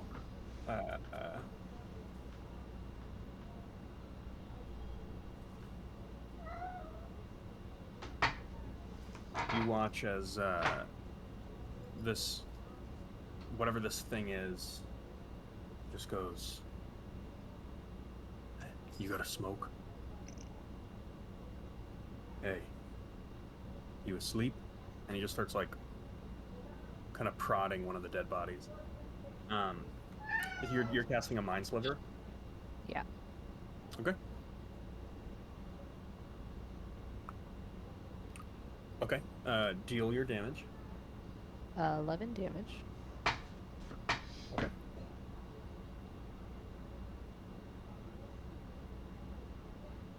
All right. Anything else you're doing? Casting banishment.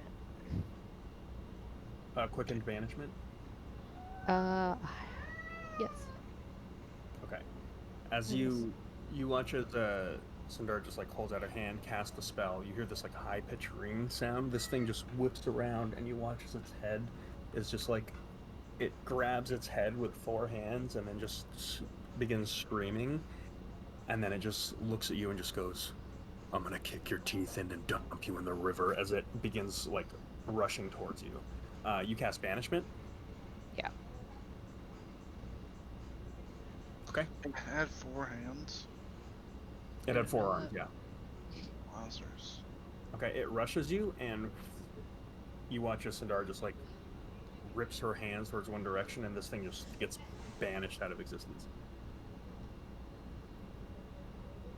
Whoa. Hell yeah. As this happens, Sundara, you kind of look down, and there is a steadily growing pool of blood that is now beginning to expand into the light. Oh, God, damn. Well, that's unfortunate. Where'd you send that thing? I have no idea.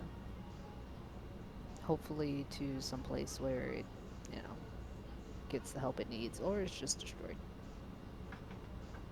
We need to get into this building where the sniper is. Cass, as Yeah. you're kind of prodding around the vines here. Yeah. Will it come back? Give me an investigation check.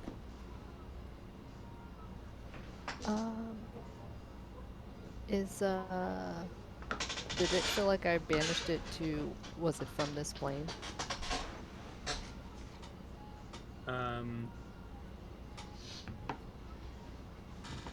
You get the sense that this was from this plane, yeah. Yeah, he'll come back eventually. Oh, that's a 7. So let's get into the tower. 7? Okay. As you're kind of poking and prodding around, you feel something press against your chest as from the vines, the barrel of a long gun hits you in the chest and begins like pushing you away. I take a few steps back with it. Hey, we're real. No Weird demons here. I know you're real.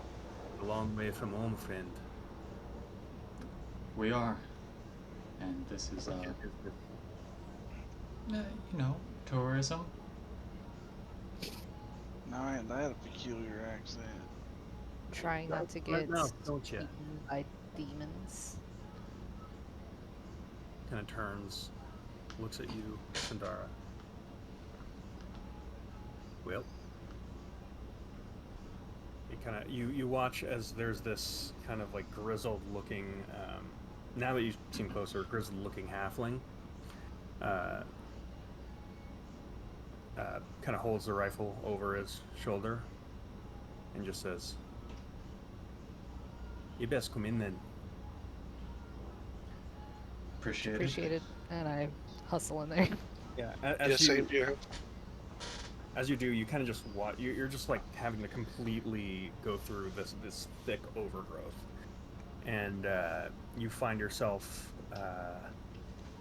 in this like dilapidated tower. As you step inside, there's like this beautiful like red rug. You see a full bar. There's like nice tables. Um, there's like a series of couches that are set around uh, like another table where you see like cards, ashtrays, things like that. It looks like it was a pretty well lived in area. What was that giant thing that was trying to get in here and then subsequently ate a room full of people? I looks like you've met some of the denizens of the district. One of our neighbors. Well, Didn't seem very definitely neighborly can't to ask me. him for a cup of sugar. No, no, but he makes good target practice. That, my friend, is well, we call him a wraith.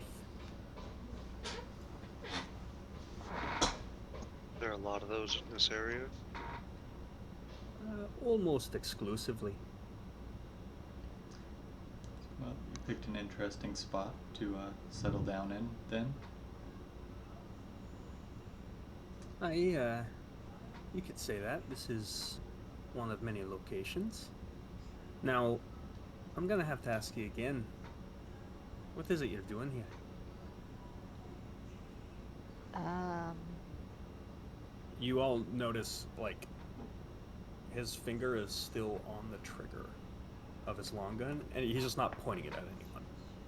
We're trying to make our way to the docks. No, looking for a faction called the Harbor Ghosts, looking or to make they friends. might be in this area, maybe.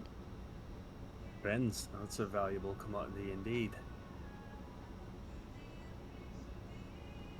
And if you're looking for the Harbor Ghosts, may I ask who's looking? Can I draw? Can you what? It's gone.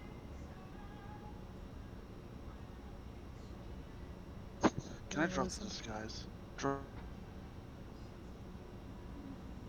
You can drop. You can drop it, but then you don't have it. This, guys. He can choose to drop it. Yeah, you can drop it, but that's it. Like, you're undisguised for the rest of the day. Okay, never mind. I'll keep it. We're looking for crew members to join us. Well, or to join you. You wouldn't have heard of our name. We're the Remnants from New Callum and elsewhere. Pretty obscure. I've heard Haven't of really made a name for ourselves. Oh. Oh, wow, really? Good things or bad things, or we sound cool, or Dead no? things. Okay, that was definitely not cool. Okay. Well, I can tell you this, everyone in Langston's heard of you. In fact, there is quite a pretty price on your head. Yeah, the Bone King tried to do his Bone King stuff, and we weren't really about that life. So, Put my hand on my hip. So if a more enterprising mind than mine had a thought, one may consider alerting the bone hunters to your location. Seems pretty dangerous and foolhardy to spouting off your name like that. Like we said, we're looking to make friends, and sometimes Maybe honesty is the it's best time for new policy. leadership. I think if someone were to have that thought, it would be a very unwise one. We haven't exactly got here the easy way. You watch as this halfling kind of looks up, and you hear a voice from ahead just say, a voice from above you just say, "Trigger. I think we're good here." And he just goes, "Aye, you've got it. Well then." He kind of looks at all of you, and then once again takes the rifle, puts it over his shoulder, and just goes, "My name's Trigger. Welcome. I'm gonna put on the kettle." And he just begins to walk away. You watch as from this pretty dilapidated staircase, this kind of lanky individual wearing kind of like a nice silk button-up shirt, like sleeves rolled up, begins walking towards you. He's carrying like a little thin book, kind of tucked under his arm. He's got like dark gray skin and just burning golden eyes, and then kind of like a dirty blonde hair. Begins walking towards you all and just says, "Now, you picked a hell of a location to try to set up shop." We didn't have very many options. We did, or yeah.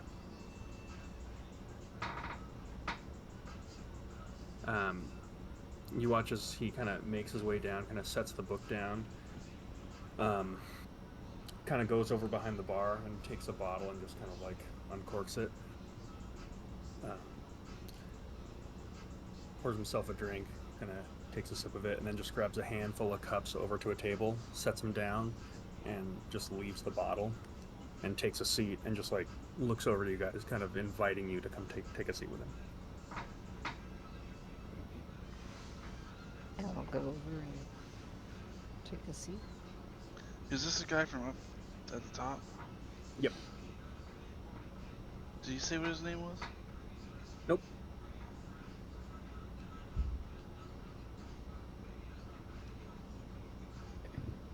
So, Now, how is did it you you've say- survived here so well? Well, it certainly wasn't by my choice in picking enemies, I could tell you that, but no one comes down to the Lost District, not even the Bone Hunters. Also, he kind of like tilts his neck one way and like points at his tattoo. He's got the same tattoo as you do. You busted it out. No. Brothers in escape. Yeah. How'd you manage that? That's a hard feat. It's a long story. So, Yeah. you ours is came too. looking for the harbor ghosts. You found them. What do you want? It's nice to make your acquaintance. Just the two of you? He looks at you and then doesn't answer your question and kind of looks elsewhere. Before we continue, why don't we go ahead and drop the disguises? Are you okay I- sheltering us for the rest of the day? because we're not walking out of there with our actual faces. I can tell you pretty confidently that no one's going to see you in the Lost District. I drop it. Okay, I dropped mine. Oh, finally. Well, Oh, yeah, I stretched a little bit. Yep, yep. Oh, it's good to be lady again. Is You there watch. like a window or a door I can look out? I'm still a little untrusting. There's nowhere. There's nowhere to There's look. nowhere to like look out. Okay. Um, I'll He looks. drop my disguise, but I'm gonna stay kind of standing and lightly pacing around and keeping on alert. As you do, he kind of looks over at you and just goes, "You one of Xander's?" Maybe. He kind of cocks his head. What'd you say? I said maybe.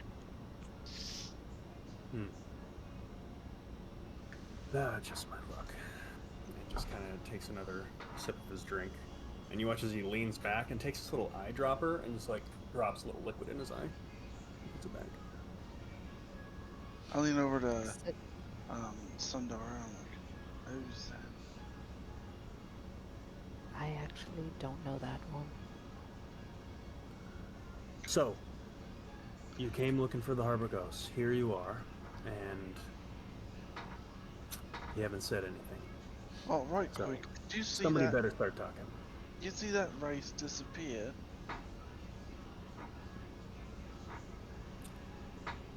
He You left looks it. over. He looks over at Trigger, and he just nods. And he looks back and just goes, "All right." He looks back at Reyna and he says, "So we have an Exarch and at least one caster."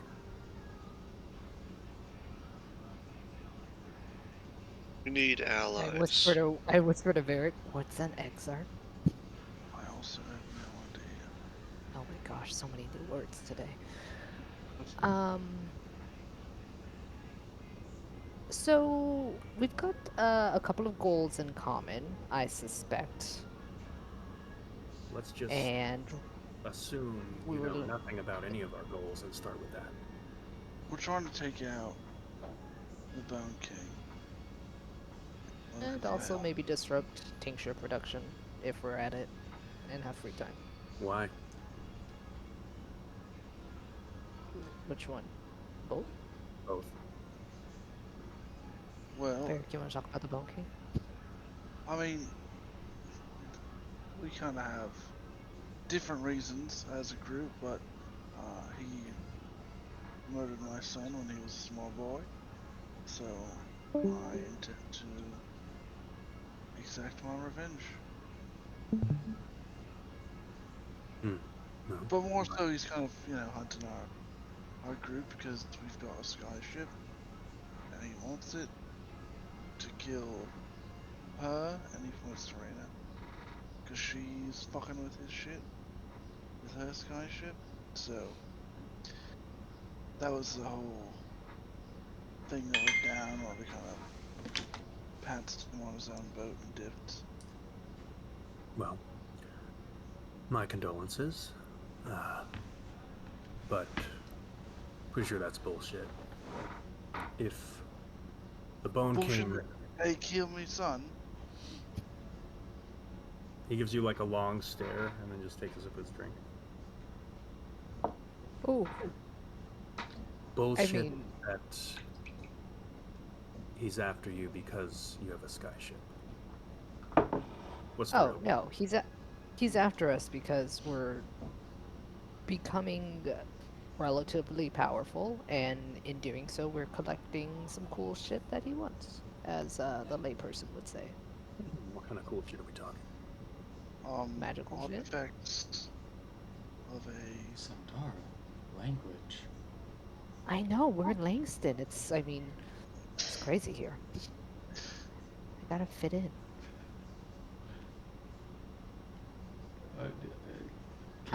So there's these magical artifacts that are very powerful and created from like cosmic beings, and he wants ours and we want his.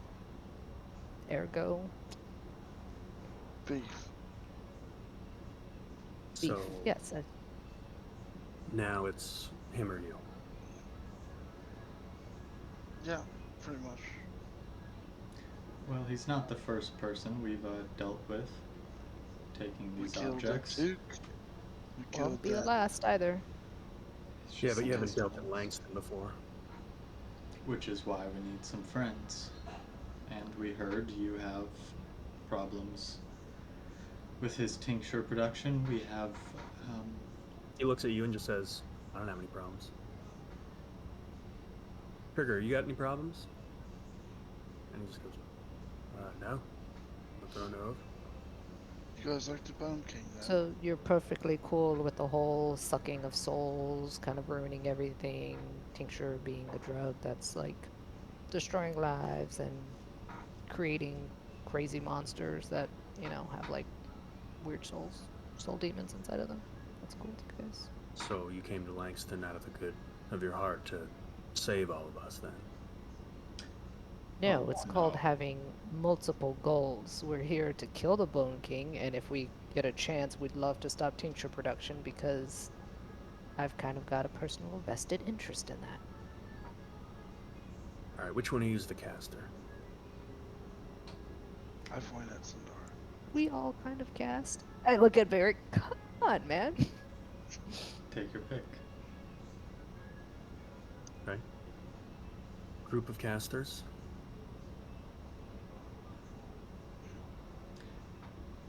No, I mostly smash. And who's the brains of your little operation? Actually, don't answer that. It was a rhetorical question. You see, working with a group like yours presents a lot of risk for a group like ours. The first question one in my position would ask is, can we trust you? Are you trustworthy? Don't have much information to go off of other than you came down with 6 of your crew and left with 5. Here the guy you left behind isn't doing so well. We're trying to get him back. Sure. More than likely the bone hunters got a hold of him, so he's probably just... As for your abilities, what could you offer our group? Clearly you're powerful in one way or another. You've got some casters, you travel with an exarch that speaks for itself, but decision making. All we have I'm to sorry, I'm not from this area. What is an exarch? He just looks at Reyna with kind of like this knowing look, and then kind of Hello? James? Did your evil twin just... Are you double dipping? No, I'm Oh, double. he's on this It's my computer's cutting out. Oh, okay. So he looks at Reyna and then just kind of says, well, it's, how would you put it? It's essentially a cult of people that believe they were spawned by some sort of sea demon and think that because of that they're somehow better than everyone else and have some kind of grand scheme for how they plan to change the world to best suit their needs. They've got a variety of magical abilities and sort of an air of superiority. I got that about right? And Raina just kind of stares Yeah. back.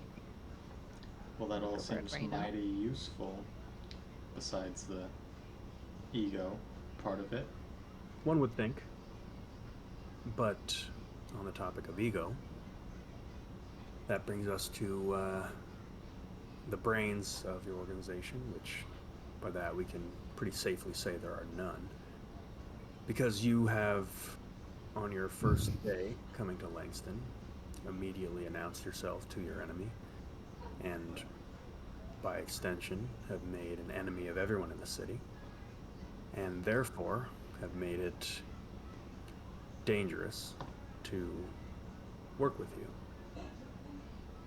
So, I got that about right? We're a bit of an independent shock Yep. troop, if you want to think of us that way. Our connection between us can be kept in messages left around the city. No direct contact from this point forward if that's necessary. But everybody else who isn't helping us get our stuff and leave the city is just going to be in the way.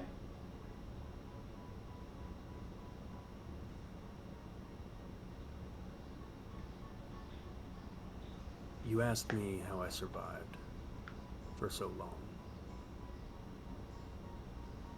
And the simple answer is just by not being stupid. So, you gotta understand, yes, I am not a supporter of the Bone King. And yes, I would like to see him and all his bone hunters slowly choke on their own blood. However, I've got responsibilities. So, if a partnership between us were to work, my outfit would have complete and total deniability. We would not be seen together. You would just be and he looks at you and kind of almost sarcastically just says, shock troop that I will point and you will go and do your thing. If you survive over the next coming days, then maybe we can renegotiate the nature of any partnership.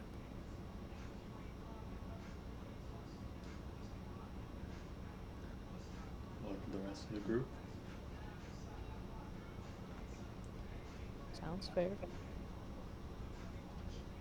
All right. Well, welcome to the tower.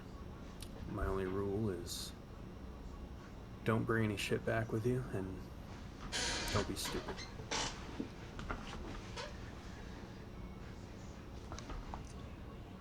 Is that understood? Shouldn't be an issue. So, what's your plan?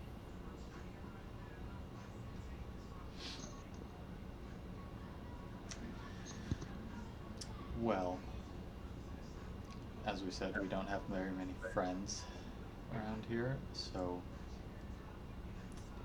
overall plan really, we're more of a react well to the situation put in front of us kind of people.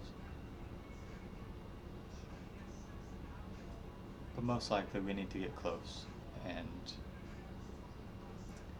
sort of dismantle whatever force he has directly near him.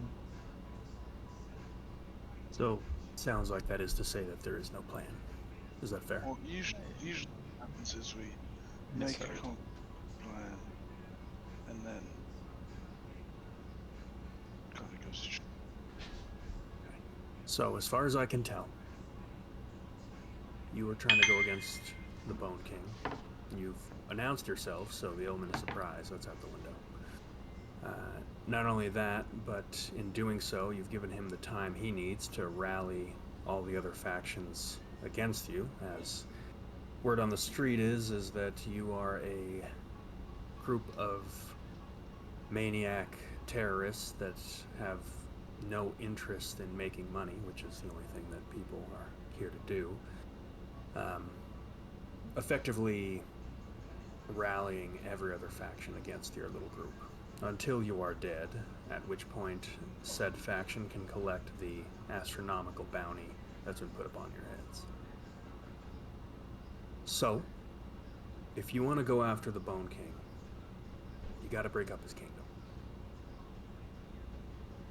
The thing that Exactly. unifies all these little boroughs is flow of gold. Everything trickles down from Elhorn's operations. So stop the gold. Stop the gold, then you create grounds for a revolution.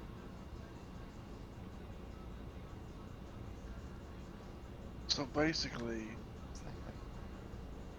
to beat Elhorn, we have to play into the role that we're just terrorists.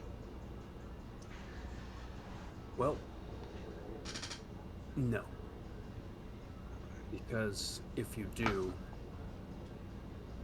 you would effectively further alienate yourself from the rest of the factions.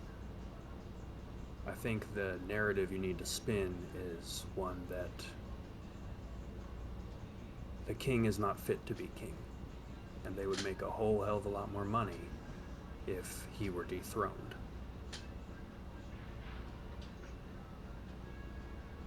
So we know of a few factions I mean, that work with him directly. Maybe we just try to deal with them and whatever their revenue is. One way or another, everybody works with the Bone Hunters. And like I said, say what you want about the man, but he is savvy. And he's been pretty busy over the last few years. So it won't be just any one industry. You gotta start picking at all of them.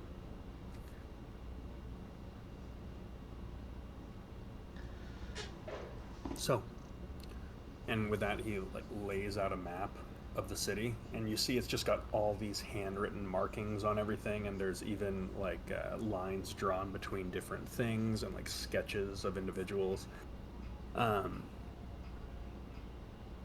He just goes, the main sources of the Bone King's revenue come from tincture production and Leviathan hunting. So, if you want to go big, that might be a good place to start. Tandara's face lights up. Yes. So you say we gotta stop tincture production? Well, if you want to hit him where it hurts, that'd be a good place to start.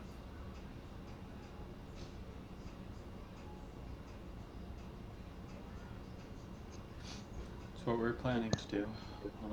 One of the many goals. So might as well. I mean, it kind of makes sense as a plan. He picked a fight with us, and we come back and essentially ruin his kingdom, making him look bad. He shouldn't have, he messed with the wrong people, blah, blah, blah. And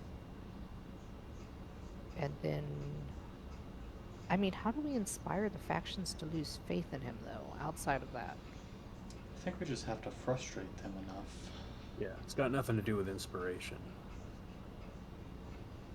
Once they start losing money, they'll be plenty frustrated. Just have to whittle away their tolerance for his rule. Okay. And we might as well start big. I mean, it's going to be the thing that makes the most impact.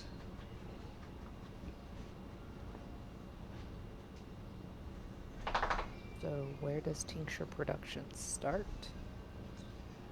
That's the question. From Leviathans, I believe.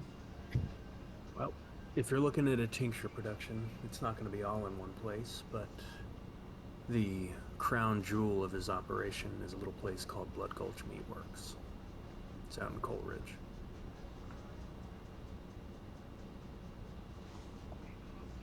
It's obviously a front. It is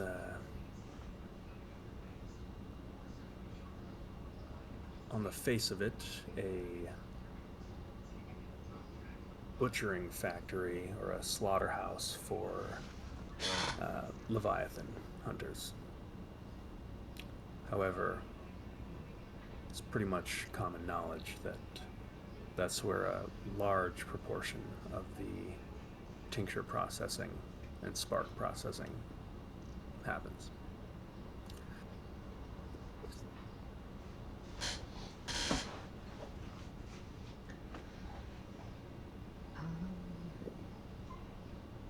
I I think. got an idea. Shoot. Well, I've really been wanting to try that big old cannon gun you got. Maybe we find a rooftop where we can see it. Pull the trigger. Find out what happens.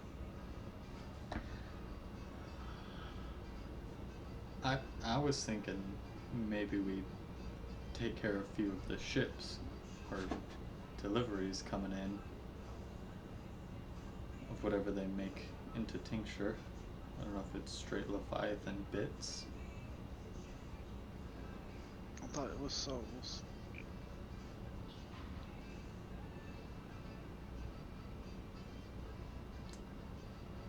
Yeah, I guess it is. Yeah, I think I guess what we're just now learning is that the Leviathans are just a front for it.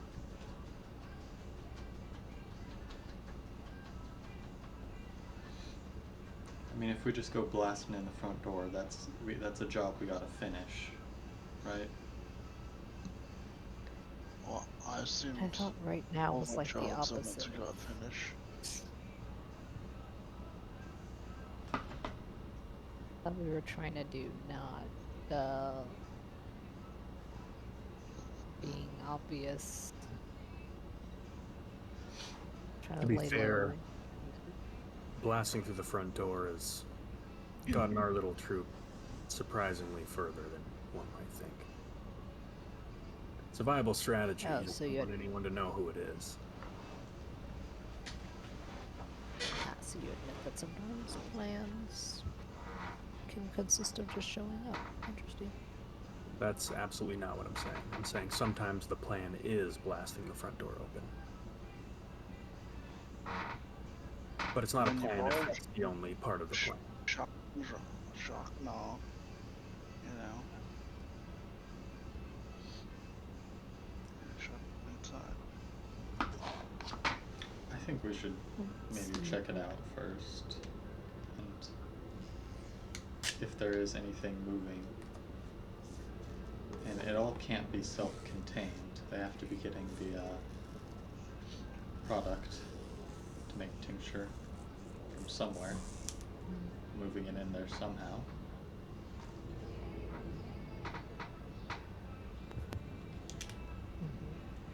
Maybe we fiddle with that for a little bit, cause a bit of chaos, and that gives us our distraction to get in there, get up close, and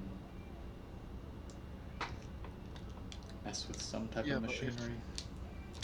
if the main place is that butcher,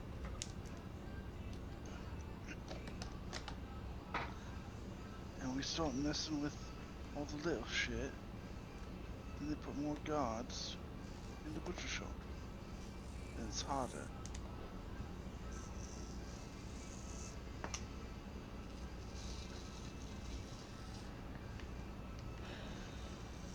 I say bing bang boom is the first thing we do. I mean, we have to do even the most basic of reconnaissance of at least what does the building look like? How do we get inside of it? How many people are there? How we get inside? We blow up the fucking door. And then 30 workers and guards show up. Everyone is alerted to the remnants back in town at Coleridge. And bing bang boom, we're facing the bone hunters again. And don't forget about the clockwork sentinels too.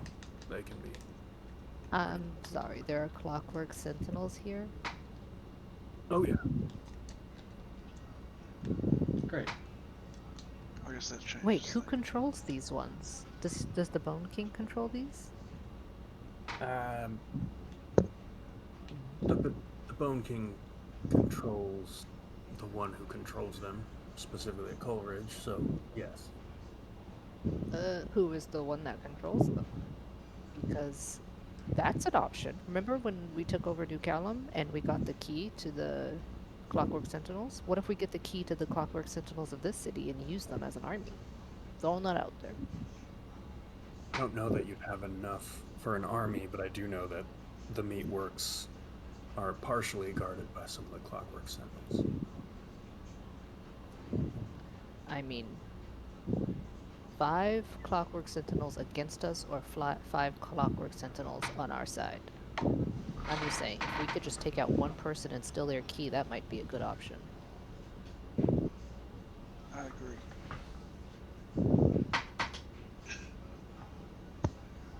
So who is it?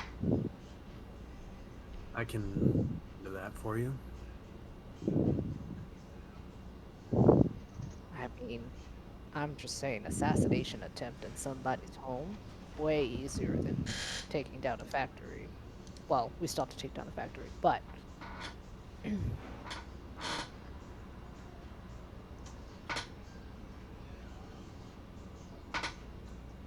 Yeah, Cass, what do you think? I think doing it quiet is the best plan.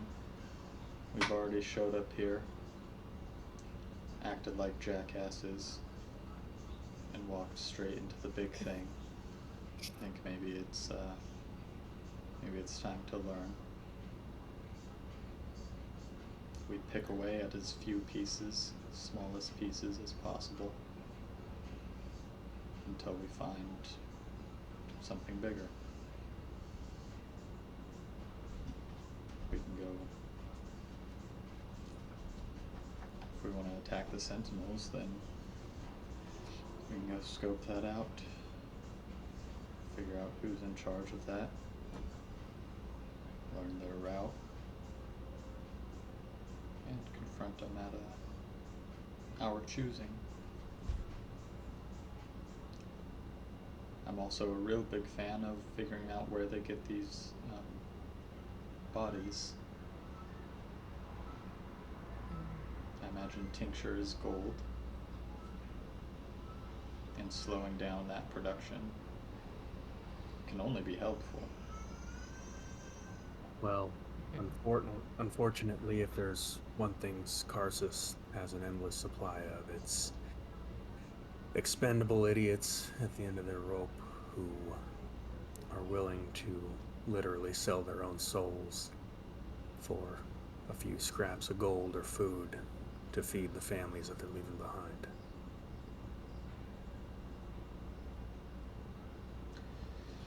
So they have no trouble getting the people. Or taking them.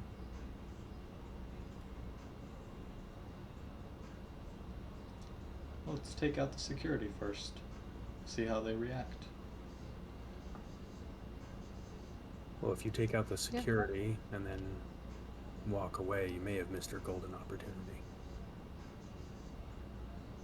If there's any whiff of trouble in Coleridge,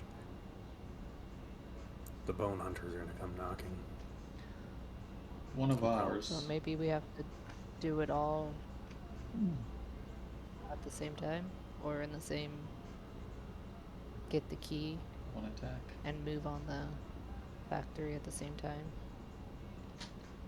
Or before people know that their defenses are down? One of ours knows how the machines work, about how they turn these souls into tincture. So if we can just get there into place, it should be easy enough.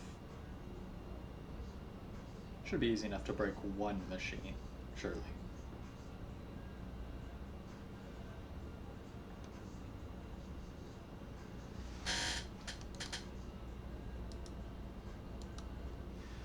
I clap my hands. Well, sounds like a plan. I reach for the alcohol bottle.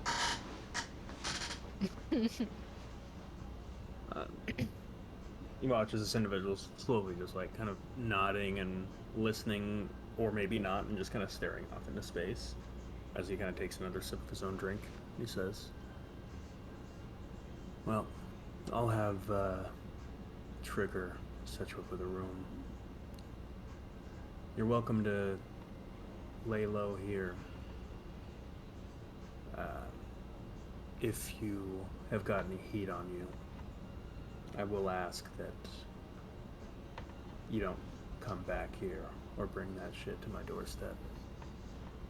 And do not think that I won't turn on you and turn you over to the Bone King if you put my outfit in danger."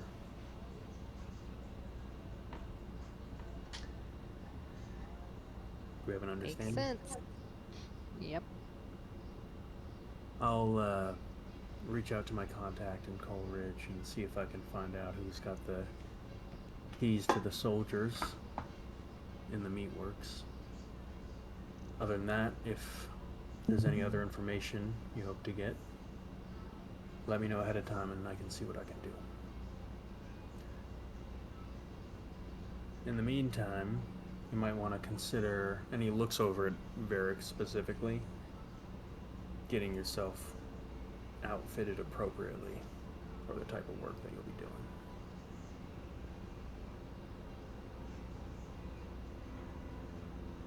doing. Are these outfits not sufficient, or do we need like gloves?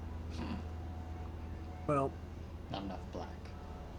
you've proven that you've got some talents with illusion magic. That'll get you far, but obviously not past everyone. Place like Meatworks, I wouldn't put it past old Mr. Burroughs to plan for that sort of thing. I'd maybe considering not coming in looking like you're there to fucking storm the Meatworks. Yeah, yeah. And he's like specifically looking at Varric, who's in like a full set of heavy armor. Might have to run a little bit Find light. some uniforms or something. I mean, I could wear something over it. I think it's still pretty. I'll let you guys figure that part out.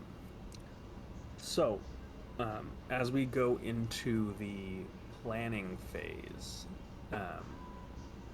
you guys can essentially choose how you want to approach this. So whether you're going to try to blast in the front door, whether you want to try to work on getting a connection to let you into the meatworks, whether you're going in by finding like disguises if you want to like masquerade as workers, or if you literally just want to blast through the front door and try to do whatever you're trying to do before the hordes of Langston descend upon you. You're also going to choose ahead of time what you want to bring with you, and the more things you bring, the more attention you're going to draw to yourself. So if you are obviously looking like mercenaries, which a few of you are, then you'll essentially be regarded as mercenaries as soon as you pop in. You could try to get around some of that with some illusion magic, but as you were told, that isn't always 100% because some people can maybe see through that. And if you are caught looking like a mercenary disguised as someone that doesn't look like a mercenary, it kind of is super incriminating.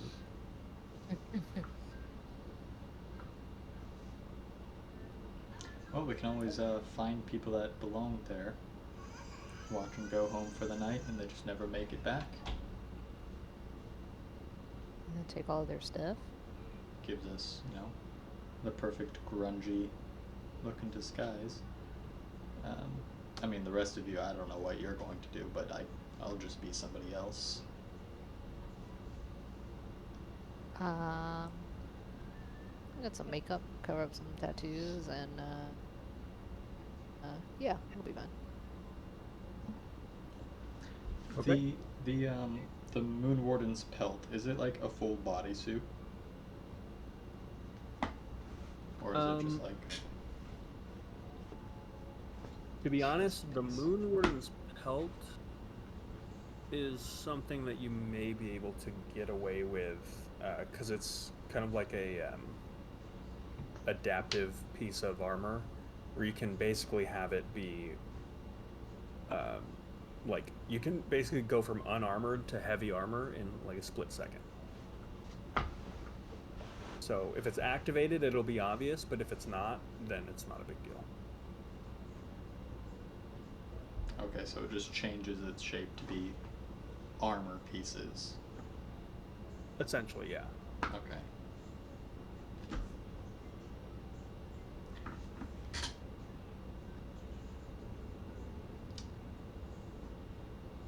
But it doesn't like cover everything. It's not like a second skin. You would specifically wear it usually like under your clothing, Like long johns. sort Okay. of, yeah. It's almost like a little like space suit, like what you would wear under a space suit. I don't know what that is. What the fuck? Like a vault Like suit. a bodysuit. It's like a cool little bodysuit. Okay. That's all. It's got That's what I tubes in need. it to keep you cold and a spot to pee. Awesome. Don't ever have to take it off. Yeah. That's what I want. So this would mostly apply to someone that would be wearing heavy armor. So if you come in heavy armor, especially in a place like Langston where people can't afford like plate armor and no one generally wears plate, like you are decked out like someone who's literally going to hunt monsters or like fight dragons. So you being here would just immediately stick out like a sore thumb. So even wearing light armor is like, oh, this person's a mercenary. So essentially your option is like no armor whatsoever to be able to blend in. And then it's like exponentially more suspicious to wear like heavier versions of armor. But even light armor is kind of, you're pretty obviously a mercenary. Gonna let your boy borrow that moon warden pelt? Then what am I gonna wear? I don't know, whatever you wear. I mean, I've got medium armor. Mind.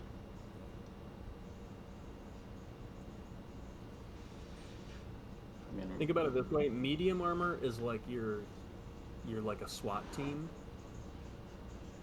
Heavy armor is like you're just wearing like a juggernaut, like Call of Duty armor, where you're like there to like just destroy the city. And light armor is like you're there to kill people and do mercenary shit and sabotage and stuff like that.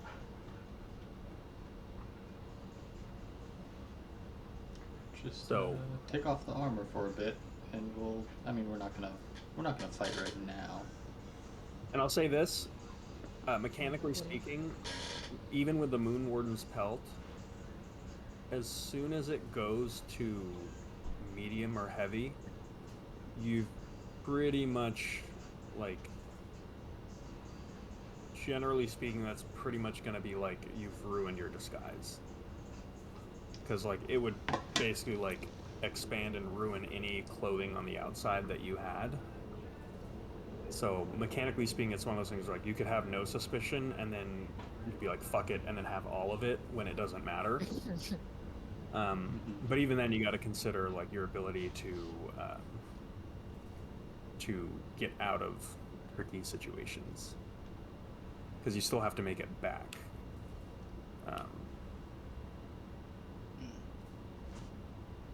The other consideration would be teleporting back to your ship would be an option, but it's a lot of time lost and it's a pretty big risk trying to smuggle yourself back into Langston.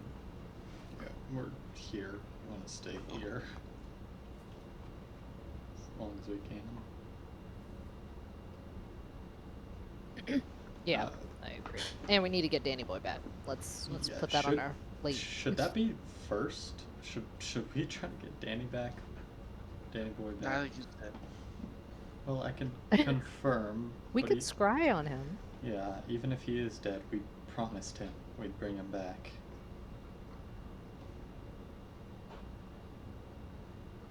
And I suppose I Actually, could should bring we him do that back. right now? Should I just see where he might be? Yeah, that's Since we're just, I think we're kind of just chilling for the night, right? yeah. Chilling and planning. Let's Is Trigger around? Oh yeah, you can find him. Trigger, which room do you want us in? I'll show you. And he brings you over to essentially like this stone. It looks like at some point it might have been like servants' quarters or something like that, but it's completely stripped down. There's not even really like beds or anything like that. And he just goes, I think I can fetch a couple blankets. Wow, Appreciate thanks. it. This is better than our apartment in New Callum. Yeah. Well, there you go. You can find me if you need anything else. Sorry it isn't the height of luxury, but it's what we've got. Oh, we're from the dumps. Don't worry. Thank you. I look over to Cassenberg. Okay, guys, so what's worse, Langston or Valindry? I'm really voting Langston. Langston seems like a hot pile of garbage. Valendry. I mean, Oh, come on. Portuguese. It was pretty. At least. Valentry is beautiful. At least it's got that going for it. And all of the Oh, things yeah. that were trying to kill you made a perfect sense. Very well laid out. Here, there's just weird demons in the street. There's creepy people in the ethereal plane. I'm just saying, Faerun were very straightforward enemies. Yeah, I think our chance Yeah. of survival is better here, though. Yeah. I mean, yeah, but I'm just saying, Langston's worse. I'm just gonna say it. If nobody believes me, it's fine. Coming from a sky elf. Your home is How beautiful. dare you. And all that. So what are we tackling first? Are we trying to get the sentry key, I'm, or I think so. or what's his name? Danny Boy. I'll scry on Danny Boy right now. Okay. Do we have any of his stuff? I don't think so. No. I don't think you do. It's a DC from me. Yes. It is, let's see. Scry. Oh, there it is. Would you say that I know the target well? That I'm familiar with him? What's the other tier down from that? Firsthand, I've met the target. You've met the target. Oh, boo. Traveled for a little bit. Okay, so it's just a straight Name roll. one thing about Danny. He likes to blow things up and works the cannons. And worked with Leland on other ships than ours. You have. And he doesn't like Nick. He does not like Nick. He thinks Nick is a piece of crap. You have met the target. You need to know his favorite color first. Okay, well, next time I see him, I'll ask him. Hey, it helps to get to know your crew for when they get kidnapped. And you have to scry on them. You've got a Okay, well, mechanical advantage. I know his likeness and or Yeah. his face. So Yeah. at least I got that going for us. So it is a DC 17 Wisdom saving throw, and then he gets -2 to his throw since I got his face. Okay, I rolled a 17, so -2 is 15. Yay! I'm going to scry on that man for the next 10 minutes. Okay.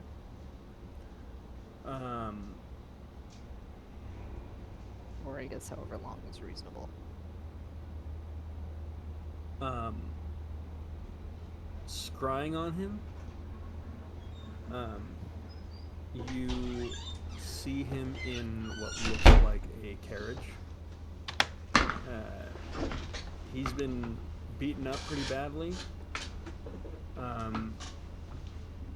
But he's just sitting in this carriage, like looking around. He's just crammed in with maybe about 13 other people.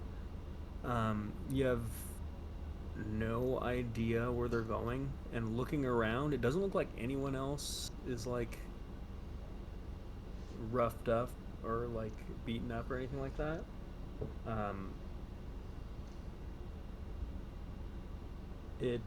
Yeah, that's about what you get.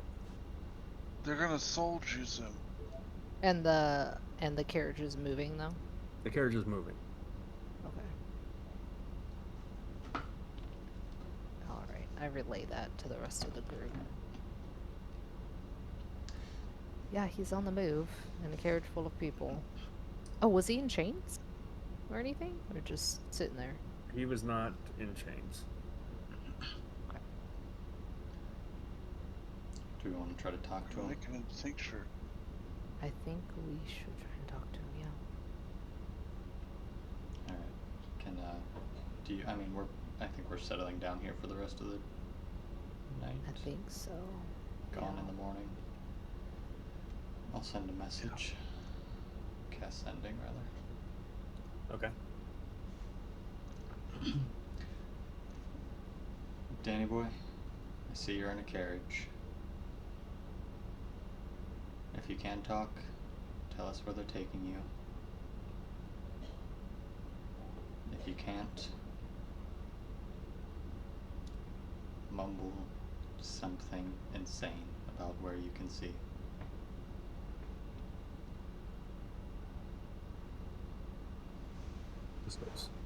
God, it's good to hear your voice, Captain.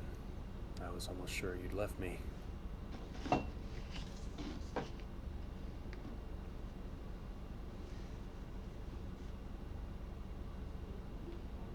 I heard that they were going to turn me into tincture. Okay. I don't know where.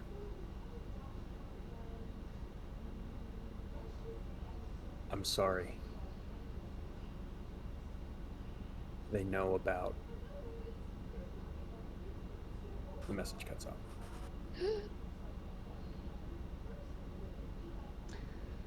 Okay. Yeah, he's getting turned into soul juice. Oh. Higher than likely chance he's being taken to Coleridge. Could be being brought to one of the smaller facilities. I mean. You saw the carriage. Can you scry on the carriage? Not until my Palantir recharges Shit. tomorrow.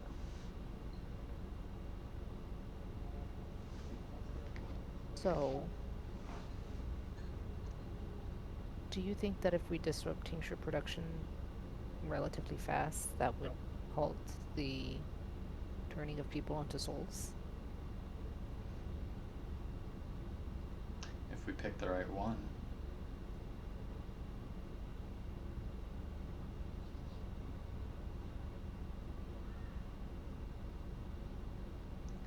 I got nothing to see. Well, I mean, if we stop production in one facility and he goes to another, doesn't really matter now. Mm-hmm.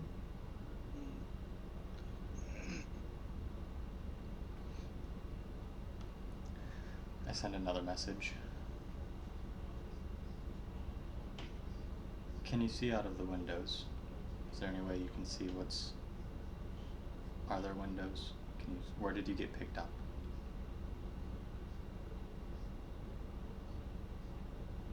There's no windows. But I've been counting the turns. And I'm almost sure that we've been heading towards the northeast from the docks.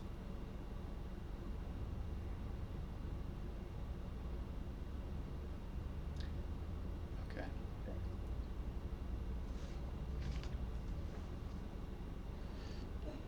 Is that where Coleridge is? Yeah. I think from the docks northeast is either part of Charter Hill, Coleridge, or Night Market. Okay. We know Coleridge is where the stuff is. Wait, but the north on the map is to the left. Which means northeast is the Lost District. Oh, is that? Yeah, is that accurate?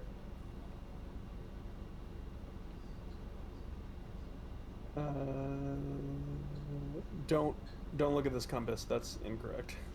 Oh, okay. North is Okay. screen up. Then yeah, Coleridge. We might just have to go right now. I think we should. Yeah. I'm not in a good state to do anything right now, but I would be hesitant to.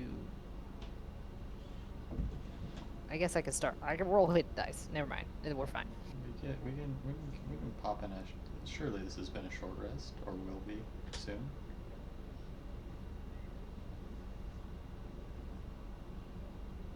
There's one bridge, well, two, but probably just one bridge that they're going to cross over into Coleridge.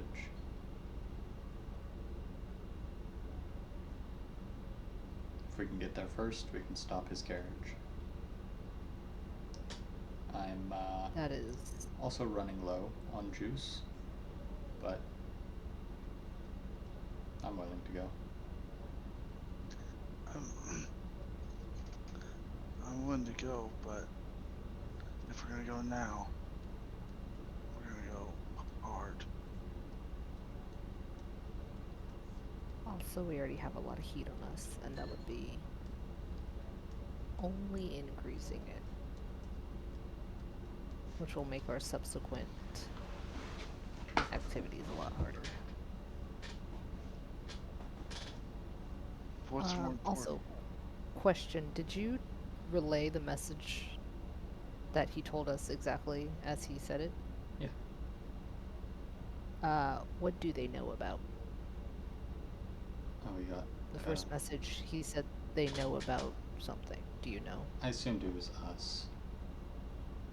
I can Like send him. coming. I can send him one more message. Here, take. I mean, I have one message left on the Palantir too, if you want to use that. Okay.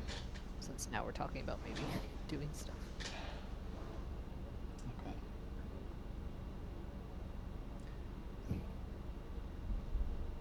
We're coming to get you right Oh, now. ask him how much time he has. Tell what? Till he gets there. I don't know. I don't think he'd know. How would he know that? Yeah. He knew the direction. He might know based off of how long he's been traveling. He's a resourceful guy. We're coming to get you right now. Or shortly after. What do they know about the Remnants? Is there extra guard around you when you got picked up? End message.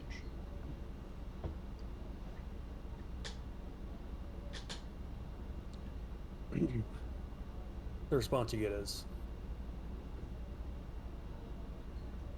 I got the sense they were assuming that no one would be coming for me.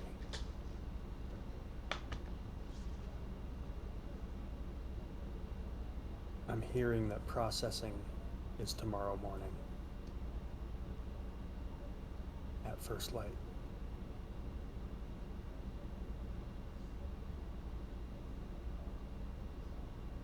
They Okay. know about the promise and the silks.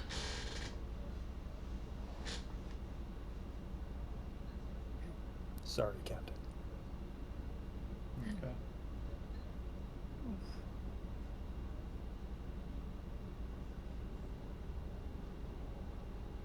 The silks being Smoogies stuff.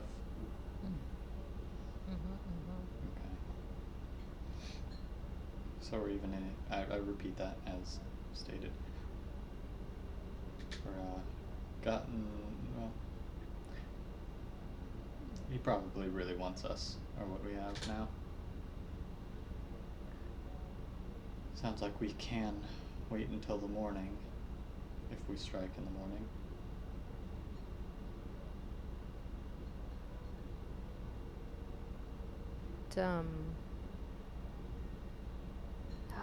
How far away is Coleridge? Looking at the map. The harbor ghosts could get you to the district by ferry.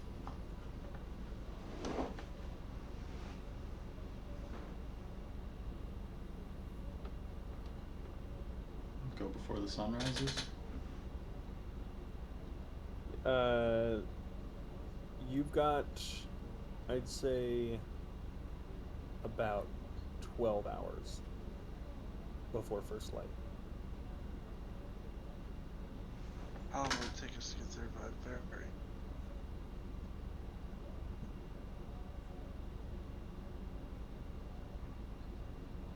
About 30 minutes. To the district, That's a and then long probably rest. another 30 to make it to the meat work, so probably about an hour total. I don't think the best idea is sneaky. I think it's shock and awe. We don't have time if we want to save Danny Boy.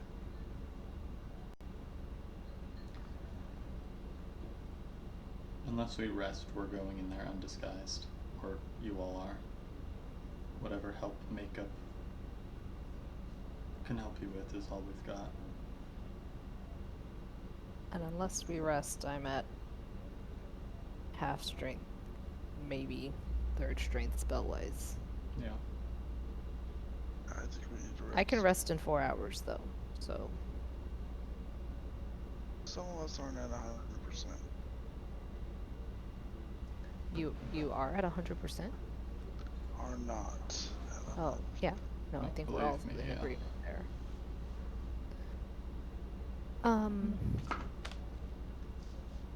Okay, I don't know if this would be of any help, and I'm like rifling through our bag of holding and stuff.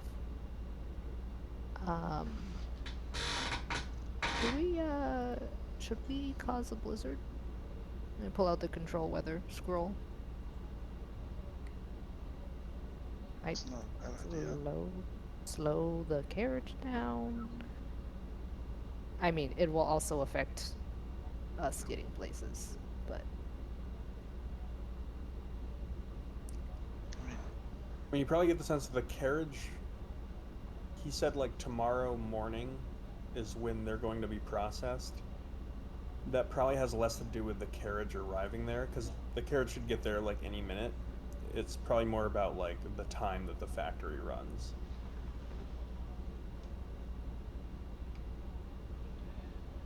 If we can darken the sky in the morning, that might give us easier time getting close before,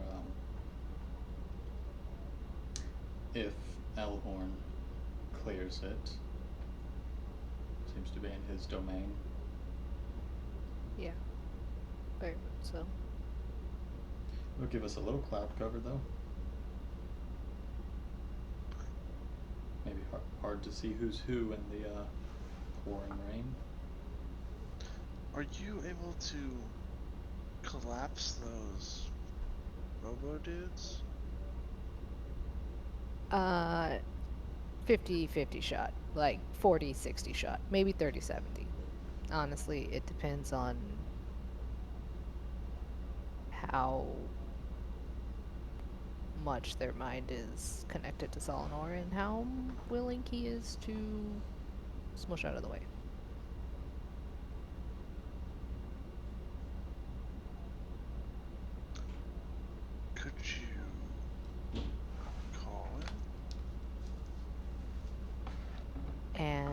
say, ask him to, Ask him nicely. you know, take a break.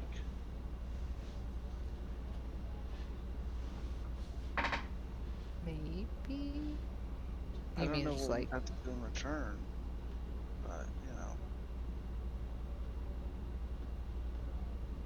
I mean, he does have a vested interest in tincture production continuing. So I feel like if I show up and I'm like, hey, how you doing? You mind just leaving the minds of all of the sentinels guarding the tincture factory? He might be like, Sandara, why do you do this to me? and you could say, well, you know, I know you wanted to see me, so if you help me out with this, we'll come visit. That's an idea. And I will leave that statement where I left it.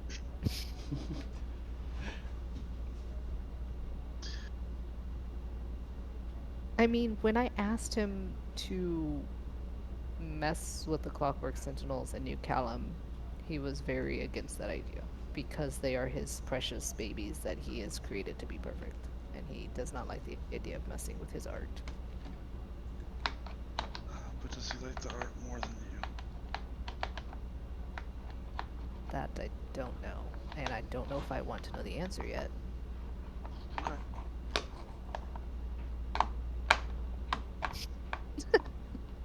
Back off. I'm off.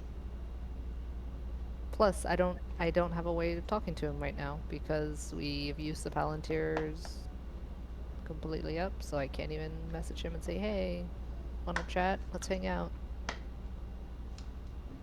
I'd have to talk to a sentinel directly. I mean, I mean, to take over a sentinel, I'm gonna have to, so it's... I'm just saying. Thank You you, talk to him Dariko. in your dreams. So, you know. Yeah. Yeah.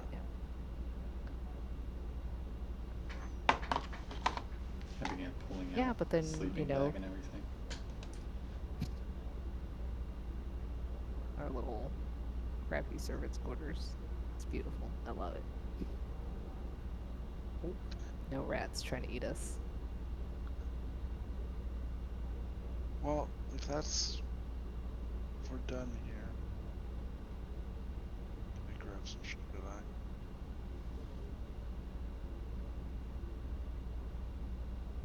Yep.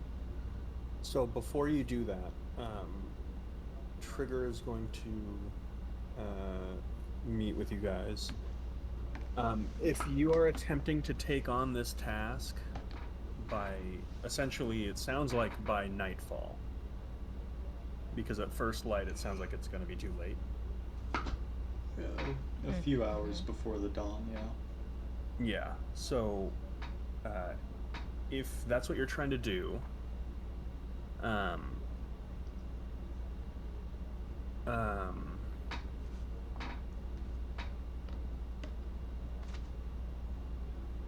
the harbor ghosts can help you with essentially one thing before you try to pull this off.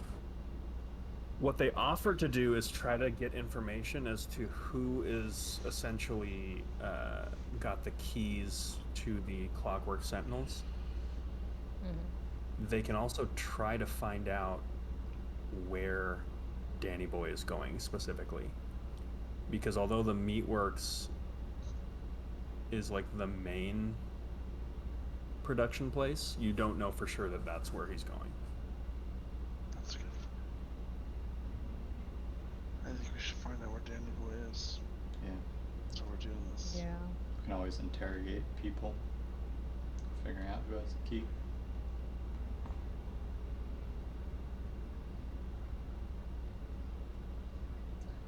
Okay. So You'll send them off to trail. I don't know. The carriage is probably already there, but yeah, get as close as they can, whatever info they can. okay. Well, It's going to be more by like reaching out and using their contacts and stuff like that. Okay. Or I Hmm? guess Jasmine. When you use the clock power to get into the clockwork soldiers' heads, couldn't you see the other person that was there? What do you mean? Like somebody's controlling them. Mm-hmm. So if you get into the Oh, I heads, see. could you not I control them? don't. So all of the sentinels, it's like a network, and I think via the network is how I communicate with Selenar because he like created them all. But I wasn't able to see who was holding the controller key because they, I don't think, actually like mesh with the sentinels themselves. They are just like using some sort of arcane magic device to control the sentinels. Okay. I think because last time it was just a regular person who didn't have like clockwork powers who had the key. Okay. And I might have made guessed all of that wrong. I don't know, but that was my assumption. Just wondering. Plus, I have to be within 30 feet of a sentinel.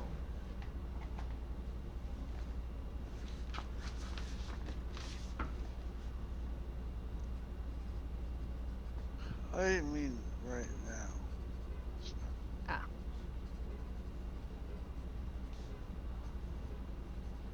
So we are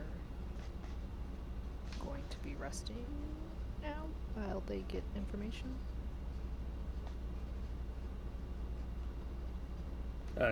Yeah, you can. Yep. Wiggling into a sleeping bag. Okay. I pull out a bunch of Going old to- clothes for pillows. So you can all take a long rest. I'm going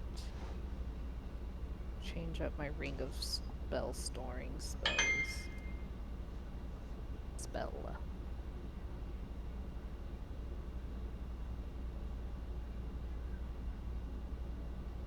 Could use. We should have stripped Alara of her magical items before she left. Yeah, she also has a ring of spell storing. Damn it. Well, she might need it since they know about the promise. Yeah. Or the mortal promise. Okay, let's switch these spells out.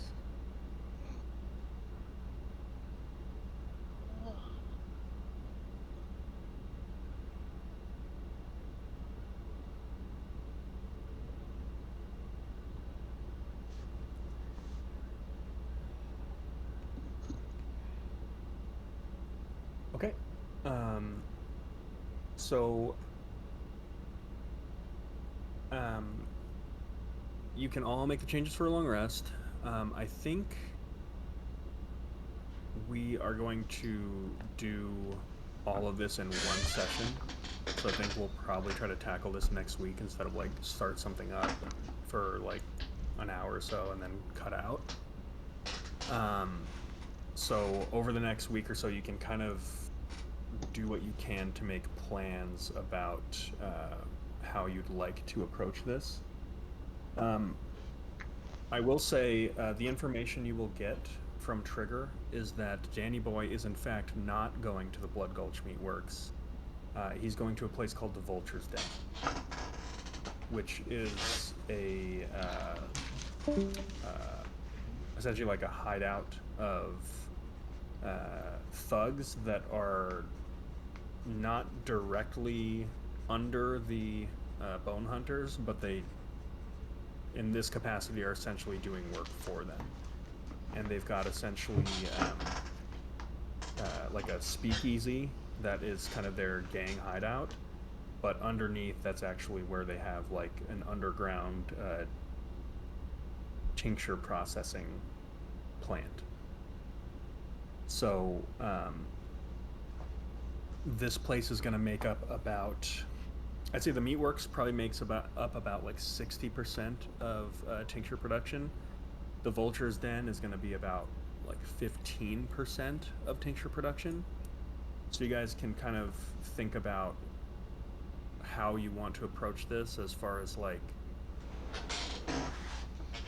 do you want, because if you hit one of the tincture spots, it's going to be harder to hit another one again.